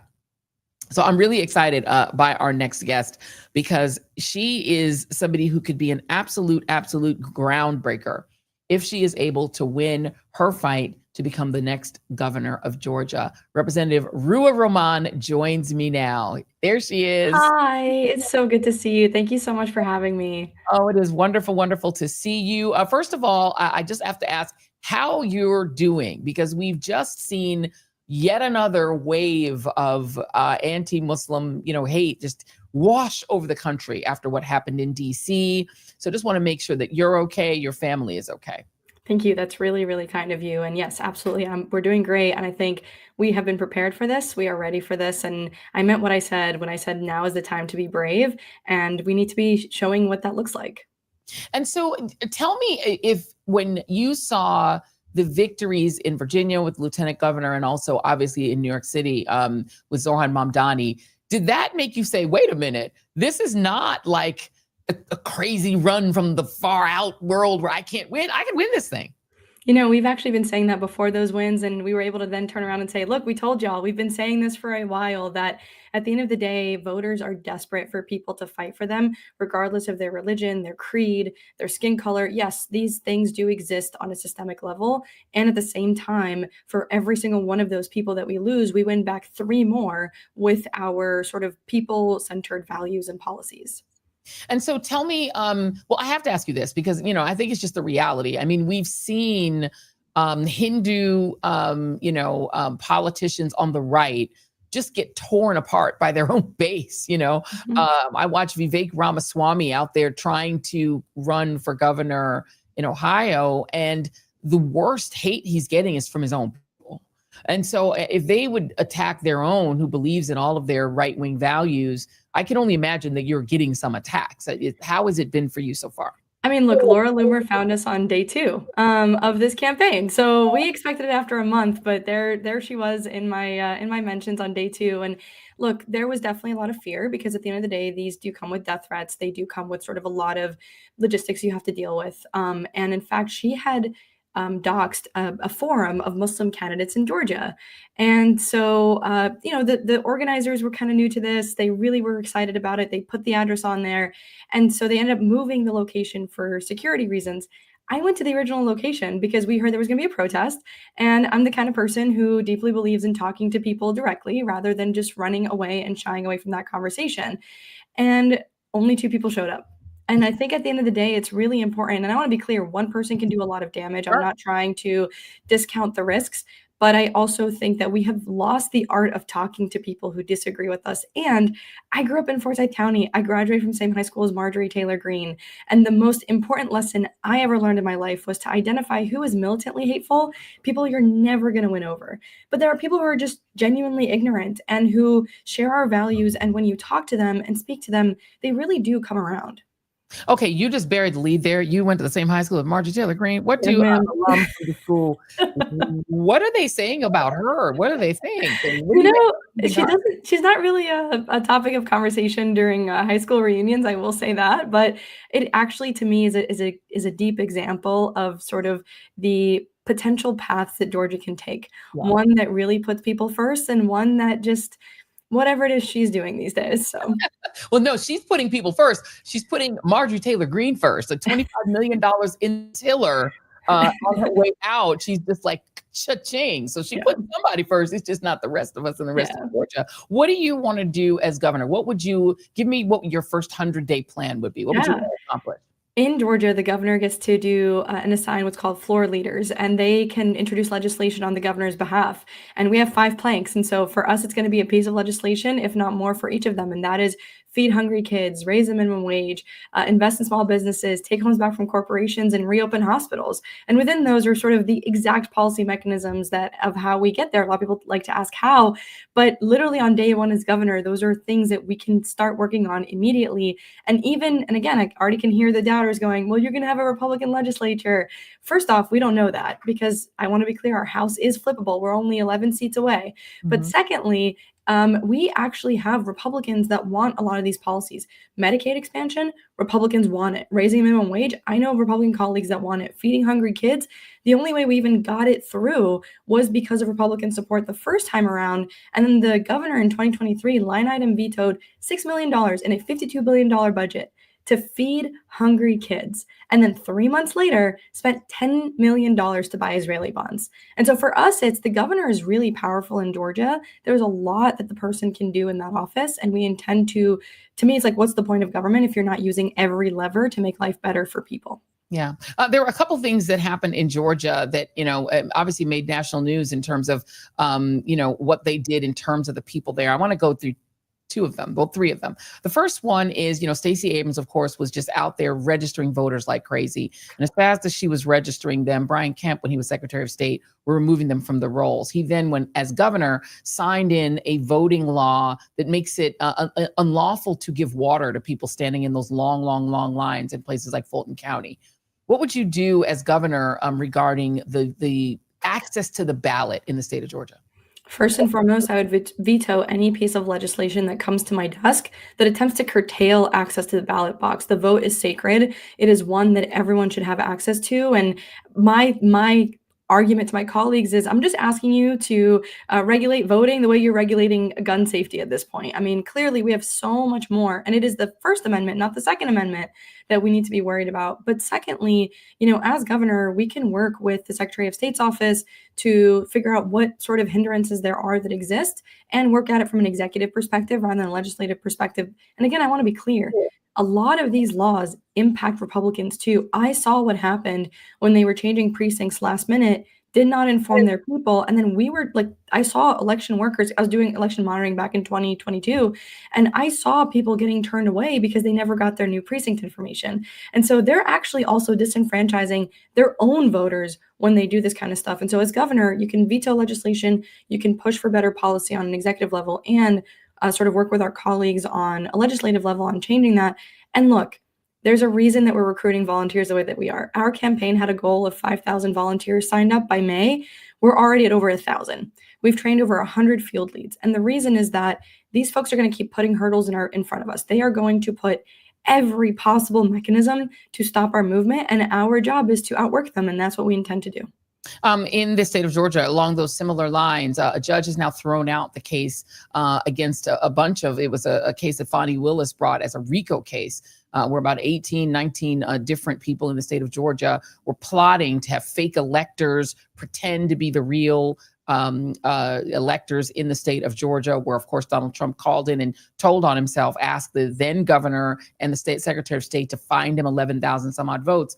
Fani Willis was driven off that case, I would personally say, for some really stupid reasons. But now the case has been thrown out. In the state of Georgia, is it now effectively legal to pretend to be a federal elector? So I want to be clear that we are not setting that precedent. I will not agree to that framing, because we're not going to give that to them. At the end of the day, they use technicalities to their benefit. And it's once again an indicator of how our justice system is actually 2 different systems. One system for those with money, power, and resources, and another for those that have none, who languish in prisons because they can't afford bail on charges that, even if they were convicted of them, would never spend a day in jail. And so for us, it's how do we work with existing stakeholders to to reimagine our justice system, because I want to be clear, again, Republicans did this. And so for us, they just keep taking away even their best own ideas. And so at this point, I'm tired of the back and forth. Time to end that 22-year Republican rule. The other thing I want to say about the money, power, influence, and access as it relates to our justice system is that, again, we had the current Lieutenant Governor Burt Jones, use his own private jet to do what he was able to do. And so what I like to remind folks is that when we talk about a people-centered campaign, when we talk about putting people over corporations, and when we talk about replacing who's in power, this is what we're talking about. It's not about sort of replacing the R next to their name with a D and then calling it a day. It's about making sure that those who are in power are not able to just do it for their own personal benefit, and that when we work on our justice system, that is the thing that we're working on. And here's the last thing I will say.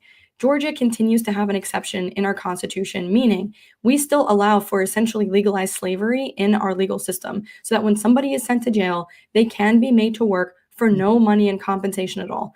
That is a bill that I have drafted that is ready to go, that is looking for co-sponsors to be able to submit and actually, vote on tomorrow. We could do that literally on the first day of session and end the exception and change our Constitution. And so there's a lot we can do on that front. And I think this was a high-profile case, but this happens every day in Georgia.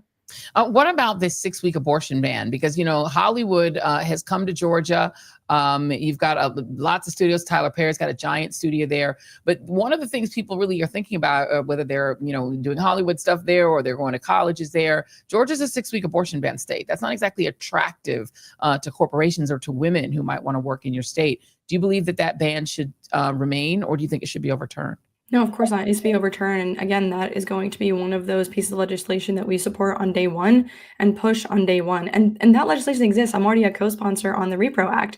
There has already been work being done to repeal sort of these draconian pieces of legislation. And unfortunately, in Georgia, we have one of the highest maternal mortality rates in the country. And the statistic that keeps me up at night is the fact that 90% of those deaths are preventable. I want to repeat that. 90% of deaths, a child that lost their mother, a husband that lost a wife, people who've lost a child, 90% of those cases are preventable. And so at the end of the day, what we are seeing is a choice being made from not expanding Medicaid to having this bill on our books, and it needs to be changed. And at the end of the day, when you have a legislator that is going to the governor's mansion, the benefit is we know where the coalitions are. We know where the unlikely allies are. It's just give us a chance. I always tell people, Georgia will surprise you. We have one of the youngest population distributions in the country. We are a majority minority state. We just flipped 2 statewide seats by 26 points. And it's because we leaned into our coalition, the coalition that is desperate for representation. If we just do that next year, not only do I think that we can flip the governor's mansion, potentially the state legislature, but also mobilize those coalitions and repeal these draconian bills. This is an indelicate question, but we saw, I covered the Stacey Abrams race, and she lost by a little bit, but it definitely felt like there was some shenanigans in terms of not letting people vote who wanted to vote for her, not letting their voter registration stand. But the other piece of it was she's a woman.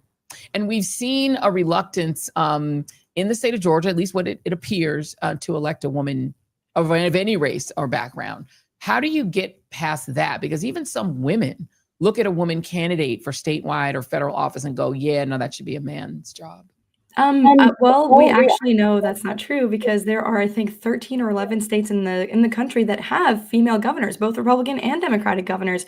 And, we see governors like in Michigan, now Virginia, that are female governors that have won their races. And I want to be clear, in 2018, what Stacey had to do was build infrastructure that doesn't exist. She had to build her own infrastructure statewide, run against this sort of good old boys club that even Marjorie Taylor Greene, speaking of herself, has talked about. And she came so close. In 2022, she was running against an incumbent and lost by the smallest margin. I want to be clear, a loss is a loss. We're not here for moral victories. We're here to actually win. And what I tell folks is, if they just support our campaign, support us financially, we'll do the work. We will make sure the volunteers turn out. We will make sure that we flip our state a door, a conversation, a person at a time. And I firmly believe that if we can replicate those best practices from 2018, we're not just going to get close. We're going to win. I have to ask you this question because I asked Kamala Harris about this and about the and in the block before you came on, I talked about the undecided, the uncommitted, I should say, and the fact that, at least per my reporting and speaking with some of the uncommitted folks at the DNC, they were willing to commit. They just wanted a speaker on the dais. You were the speaker that was agreed upon by the group. And it was a very disparate group of activists, but they agreed on you. You didn't get a chance to speak. Two questions. Question number one, what would you have wanted to say from that stage? And then question number two, has anybody from the Kamala Harris campaign, from that world, indicated to you that they regret not putting you on the stage? She would not commit to saying she regretted it when I interviewed her, but has anyone communicated that to you? To this day, not a single person from that campaign has directly reached out to me and spoken to me. So no. And spoken with anyone from the campaign? Nope. It was always through some of the uncommitted folks were talking to folks in the campaign. But other than that, no one has ever picked up a phone call and directly spoken to me and said, hey, this is why this happened. But, this is actually, I'm really glad you asked about this, because this is something that I've heard, particularly from Black voters in our primary, that have said, well, what about the uncommitted movement? What about these people, et cetera, et cetera? And the problem is that uncommitted was a process by Democrats for Democrats. It was a primary focused campaign to get through the spin and put up the alarm bells that we were going to lose if we stayed on the path that we were on, whether it was related to Gaza or the economy, or just people were desperate for a new direction and a fight. And once we came into the general, uncommitted, as you said, wanted to commit. They sat with campaign folks. They negotiated with them. Initially, it was we wanted policy sort of concessions, and the campaign said absolutely not. And then it became give us something symbolic, something to give back to people who are so angry, who, by the way, have either lost family members or knew somebody who lost family members. And this I know for a fact because I've seen it written in other places. The response the uncommitted leaders received was that we don't need these voters to win because we are just going to shore up our numbers among white suburban women and it is going to be fine. And we don't want to be right. We actually said to them, we said, we hope we are wrong, but we are telling you as people who have been organizing and door knocking for more than a decade, this is what we're hearing and seeing on the ground. And this is a great segue because right now we have a lot of people pushing Jeff Duncan on our state. That includes from the Harris and Biden team. And he has a ton of money backing him. The problem is for every one Trump 2020 to Harris 2024 voter that we got, we lost 3 of our own, 2 of them to the couch. The mythical crossover swing voter is not the Republican that is so entrenched in the party that you got to be a little Republican to win them over. It's the disaffected voter. It's the person that's seeing our money going for war and bombs and destruction and can't pay to reopen a hospital or keep it open, can't feed a hungry kid who now can't learn because they're hungry. That is the problem, I think, at the core of what we're trying to do is show a different path to victory. We're seeing Afton Bain right now close a 22-point gap in Tennessee. We have seen progressives be able to overperform in southern states and also in New York. You mentioned Zoran. Zoran won by more than 50 points against essentially an establishment Democrat in a general.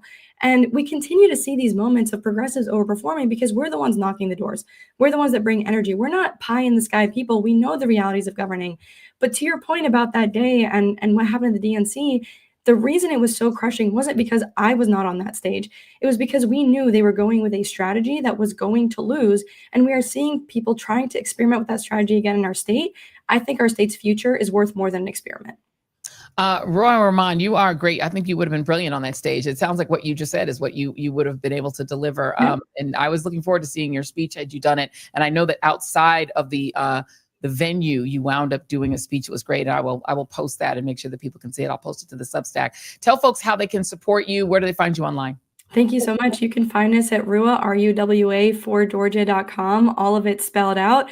We would love to have y'all. Please support. And also remember, keep the faith because there's way more of us than them. And we just need to remember what our power is. You're great. Ruwa Romman, rooting for you. Please come back anytime. Please keep us posted on the campaign. Just wave a flag if you need to say some things on this show. You are welcome. It was so lovely seeing you again. Thank you for having me. Great to see you too. Thank you very much. That's Ruwa Romman, everybody. And look, you never say anybody can't win because anybody can win if you vote for them. That is my belief. Anybody can win if you vote for them. So let's head into the next piece here because I wanna take you guys and take you inside and give you guys an inside sneaky peek at a media thing. Okay. So this is E1. I want you guys to see this CNN headline. You see this? K-shaped economy and inflation boost Black Friday sales by 4.1% from last year. Online spending jumps 9.1%. So when you see a headline like that, you're like, oh, people really shopped over the weekend. That Black Friday thing was huge. I guess all those boycotts And all those don't shop at Home Depot things, I guess those didn't work, right? I guess none of that worked. Everybody shopped. Yeah, well, sometimes the headlines don't really tell you the story. You have to click and read. So if you actually read the story, we're going to put that up. It's a little bit different. It's tiny letter, so I'll just read it to you. U.S. retail sales on Black Friday, the busiest shopping day of the year, climbed 4.1% compared to last year, according to data released Saturday by MasterCard Spending Pulse.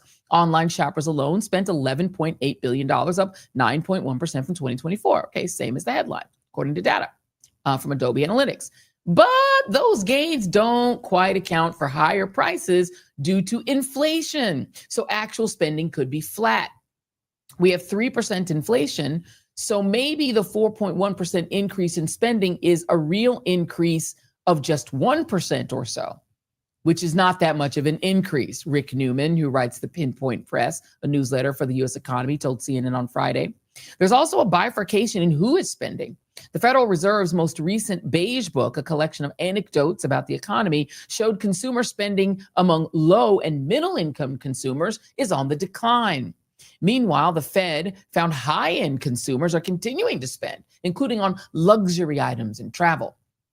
Consumers have bought fewer items this holiday season, but the average selling prices are higher, according to Claudia Lombana, a national consumer expert. The ones that have higher income are spending at will, but those who are less affluent are budgeting, Lombana told CNN's Omar Jimenez on Saturday. It's part of the so-called K-shaped economy, in which higher earners get a boost from their stock market investments and home valuations and use their fatter paychecks to spend, but lower earners increasingly live paycheck to paycheck and look for discounts or curtail their spending to cope with rising prices. So yeah, people are paying more money this year, but they're not necessarily spending more money this year. And what I love that CNN decided to just completely leave out is that some people who actually could spend are choosing not to spend because they're boycotting some of the biggest retailers in the economy. And that's something that the mainstream media, they don't want you to even think about at all. Joining me now is Nelini Stamp of the Working Families Party, who's also a partner in the Actions Against Home Depot, as well as the We Ain't Buying It campaign. Hello, how are you, Nelini? Good, how are you, Joy? Good, I'm good. So I hope I explained that right. It's the idea that people are reporting on higher spending in order to lull consumers into a false belief that everybody's out there spending freely, but people are losing their jobs and are broke. They don't have any money. And also when they do shop, everything costs more. So why do you think that we still get this sort of gauzy narrative? Well, we get the gauzy narrative because retailers, the Trump administration, many people want to look like everyth's fine. They don't want to show a dent in the economy. They want to show projection to their, the people who have their stocks. They want to show projections to their boards. They have all of these board meetings that are coming up, these shareholder meetings that are coming up in the spring, and they want to have a tough exterior. But we do also know the reality, like tariffs have risen, have risen prices across this country. No business, whether small or large, has not been affected by Trump's tariffs. We have seen, and that is raising prices across the board. We understand that people have to just raise their prices because they are not making that much money. So I can't wait until like the unit reports come out where we actually see how many units did Target sell? How many units were sold on Cyber Monday? Because that's where we can actually get, if there are less units, we see a clear picture here. We see a clear picture that prices have gone up. The other thing that is important, and I always love the videos of folks who peel off the the sales, is that a lot of these sales are inflated to begin with. Right. When they're like, oh yeah, this is on sale for $9.99 and it was already $9.99. Right. There's always price, or they raise it to like $12.99 real Right. quick, and then drop it back to $9.99. Say, Exactly. They're like, magic, it's a sale. And Yeah. so, as somebody who worked in retail and retail organizing for a really long time, we know what these companies do. And I think a big thing that is important is that we're also remembering the workers. There is a huge strike going on at Starbucks right now, where workers are really taking a stand against Howard Schultz and the company and saying they deserve fair pay, they deserve fair scheduling. There have been workers' movements of Amazon, all of these different places. A retail movement has been happening and brewing in the last years. And I think it's really important to understand that, like, life hasn't gotten better for folks who are working at these stores, right? Many people were had their SNAP benefits taken away when the government was shut down. Many people are still on SNAP or still on assistance, and the myth of the myth of people who don't have jobs are not on this, or people who have jobs are not on this. But the reality is, like, we have to show this picture of, like, tariffs have been up. It's impacting prices across the country.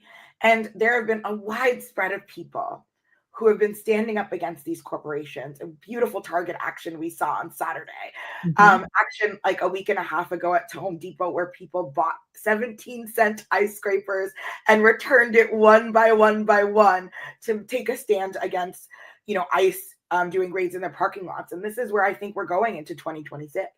And you mentioned Home Depot. I have to play this. This is super cute video. This is E3, and you had some involvement in this. This is a Home Depot protest that I think is actually really pretty cool.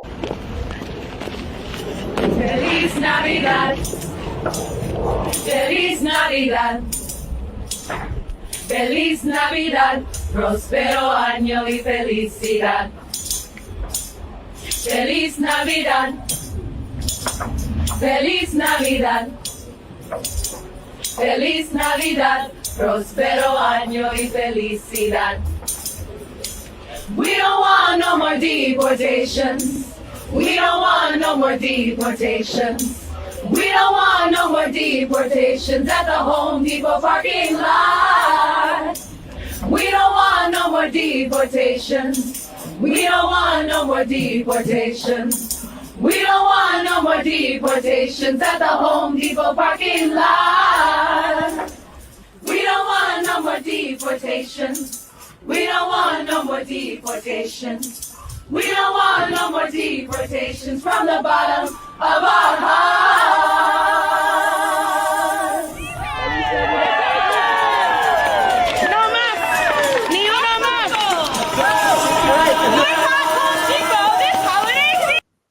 Ni uno más. I love it. It's when people think of protest is like, oh, that's just going to irritate people, make people mad. You guys were actually making people joyful and happy.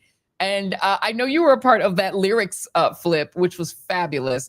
Talk about why y'all decided to do such a joyful and beautiful protest. Yeah, so I have this beautiful and lovely chorus called the Resistance Revival Chorus. We've been around for a few years, and it's almost 10 years now. But we we exude joy, and we everybody says joy is an act of resistance, but we really embody it when we show up with songs at protest from a variety of issues. And to me, the holidays are something, Christmas, even though it's a corporate holiday, it is still one of the warmest memories I have from my childhood. Same. People have spent, and that doesn't mean I'll be damned if they take our joy away this Christmas and holiday season, right? And we can do both. We can both stand up to corporations and have that joy and warmth of what it feels like to be with family, friends, chosen family over this holiday season. And so, I was like, wait, holiday carols. It's something that is easily, people know these songs, they're earworms sometimes. And people know these songs really well. And so we created a list and remixed a list of songs, for holiday caroling, so folks can take this and do Christmas caroling in whatever community they are in. You can find either a Target or an Amazon shopping center or Whole Foods or Home Depot, or find your local corporation that's not doing really good in your community and stand outside, put some Santa hats on, What's more de-escalatory than a bunch of people coming up in Santa hats? To sing on key. Right, no, that too. Make sure you got the beat. Rhythm section and on key are really important. Yeah, you know, taking these songs, and it's really welcoming, and then you're still giving people a message, right? People were like, oh, they would listen. They were like, oh yeah, Feliz Navidad, you know, dancing, and they were like, oh, you know what? Yeah, we don't want no more deportations. And I think one of the things that I was raised upon, and in obviously like listening to folks, veterans of the civil rights movement, is that you can communicate through song. Song is a really important tool to actually spread your message and communicate on. And you can take for the civil rights movement, it was Christian hymns, you know, you can take different movements had different songs, and you can take those and repurpose them for your movement to build power. So it is a real tool of actually building power, and has been used in the history of our movements here. And so I think it's just one of those things that just brought us joy.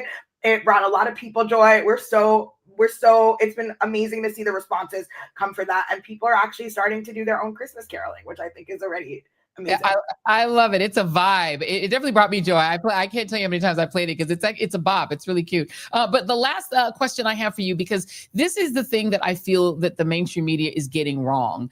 They're talking about spending just as a raw number, as I read in that CNN report, rather than the nuances of it. I still see very few people willing to admit Target is getting their butts handed to them because of the protests, not just because of the tariffs. People want to put it on the tariffs. Yeah, it's the tariffs and the high prices, but people ain't buying it. I mean, the we ain't buying it movement is actually, I've heard so many people say, I'm going to find someplace small to shop. I'm going to go on Blap and find a Black-owned business, or I'm going to go on Etsy and get a little tiny person. You know, there are people in the chat who are saying they make jewelry. Everybody getting jewelry this year, or I'm giving books out. I did a live with my friend Colette V. Smith, my soror, that has a great book out that she self-published. I'm like, give that for Christmas, because it's empowering. Where are you getting feedback that people are picking up on the self-empowerment of not handing money over to Jeff Bezos so he can hand it to Donald Trump? Yeah, I mean, I think a big part of what we've seen this year is people looking for alternatives and sharing alternatives. It started with the Target fast and the Target boycott. We saw people being like, all right, I need to find X things at X places, and people started to go. You would see, you know, Target is a big place. I'm pregnant. It's a big place for people's baby registries. All of a sudden, you started seeing alternative baby registry websites out there. You started to see, I mean, I found them in as easy as a snap 6 months later, because they're more readily available. And I think that that's really important. You also saw so many people when, you know, I was a part of the Disney and helped Disney boycott. You saw so many people who were like, oh my God, where am I going to get Bluey? Just let y'all know, this right here was one of the organizers of the Jimmy Kimmel boycott. So you are looking right now at one of the people who organized that boycott, and that was $6 billion out of their pockets, like in 3 days or something. Yep. So please 4 million people unsubscribed, and people did it because they realized, wait, I can go to PBS. I can go and have a subscription there and not have to subscribe to Amazon Prime or, you know, Prime Video or Disney, right? And so I think what we are seeing is that I saw a lot more people. I've also seen more small businesses being promoted, unlike any before. And I'm a shopping girl, y'all. Like, I'm not gonna lie, like, I am a shopping girly, but I'm also, you know, I grew up working class. I've ascended a little bit to middle class, but I'm a shopping girly. I'm always looking for deals. And I even saw my family who is working class, who are, you know, retail workers, service workers. They're all trying to find small business alternatives. And so I think that is, I can't wait to see, and we've already seen that small business numbers have been rising, which is good. That's what we want. We want your local small businesses. So please shout out your businesses in the chats. Continue to promote that stuff across the internet, so that we all can actually see and grow. And I think the more and more that we grow, because look, this admin is not going anywhere right now. That's it. Not for a while. Not for a while. And we know with next year, with midterms, with all of these things, with America 250, with all of these things that Trump wants to make a pompous show of, with the World Cup, we are going to be needing to use our dollars more than ever. So to me, 2025 was like a big practice for a marathon next year. Yes, absolutely. Nelini Stamp, organizer extraordinaire. Check out shopredbag.com for your baby stuff. I mean, I just discovered it over the weekend, and they've got amazing stuff. They are an alternative to Target, and they have a lot of the same things that are at Target. So shopredbag.com. Check that out, because you're going to find some really great stuff for the baby, and congratulations on that. Thank you. Thank you so much. Nelini Stamp, everybody. Yes, that is one of the geniuses behind the boycott that when Jimmy Kimmel got taken off the air, people thought it was spontaneous. It wasn't. It was the work of organizers, and she has been organizing that fan community for a really long time. So she was one of the primary organizers there. So she knows of what she speaks. All right, y'all. I am waiting for In My Ear to get the name of the winner, the reader who won our Roy Wood Jr. contest, who is going to be receiving a signed copy of his book, plus a mug just like this one, this cute little adorable Joy Reid Show mug. And so we are waiting for, I'm just waiting for Sean to pop that into my. I was about to say, Sean didn't give she got to put the name in, but we do have a winner. So thank you to everybody that joined that little competition. But we do have a winner. If she doesn't give it to me before the end of the show, we'll just put it in the Substack, and we'll put it in the description of the show. So congratulations to that. And let me see, I had one other thing. Oh, I wanted to let you all know that so far, because remember, tomorrow is Giving Tuesday, and we have raised about $589 just from the little gifts that you all have put into the show. People giving $1.99 or $2.99. That's going to justiceforgreenwood.org. We're at $589 and counting, and we are going to send them that money first thing on Tuesday. We want to give you all a little bit more time. If you want to throw a little bit of extra money in the till, let's try to get to 600. Let's give them an even number. We don't want an uneven number. If y'all get us to $600 so we can send them something, we want to make sure, and we'll throw a little bit in as well on our end. I really want to make sure that we help justiceforgreenwood.org. They're a great organization. The Roy Wood Jr. contest, a winner. And it was a random drawing of those who put in their emails and let us know that you are a subscriber. And the winner is 95 Mama. 95 Mama. If 95 Mama is in the house, you are the winner of the Roy Wood Jr. contest. We'll make sure we get your information and get you your prize. All right, now let's play our moment of joy. Now, we played for you the Feliz Navidad version of protest, but lots of people were doing singing protests over the weekend. I was enjoying listening to all the people who were singing, but I just had to bring forth the queen, the one and only Jennifer Lewis, delivered an anthem for our age. And just mind the cussing, fam. I know we've had a little cussing tonight in the show, but y'all are grown, because her incredible anthem is our moment of joy. Jason, whenever you're ready, please play E4. Hey, is everybody on track? Because this Friday ain't black, because we ain't buying shit. We ain't buying shit. Well, I stand up and never quit. We ain't buying shit. From the 25th of November to the 5th of December, remember,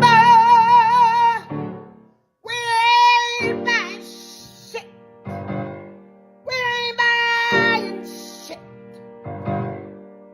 This Friday ain't black, 'cause we got each other's back. We ain't buying shit. We ain't buying shit.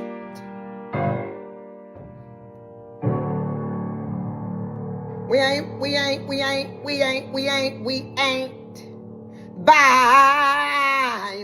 buying. We ain't buying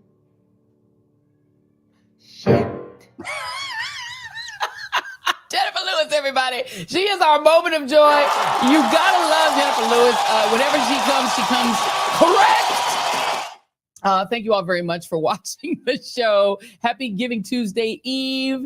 And Look at that. We've got Yali 1978 saying, thank you for sharing with Greenwood. We love them and we love you. Love everybody in the chat. Love all of you who are listening. Wherever you're listening, please hit like and subscribe.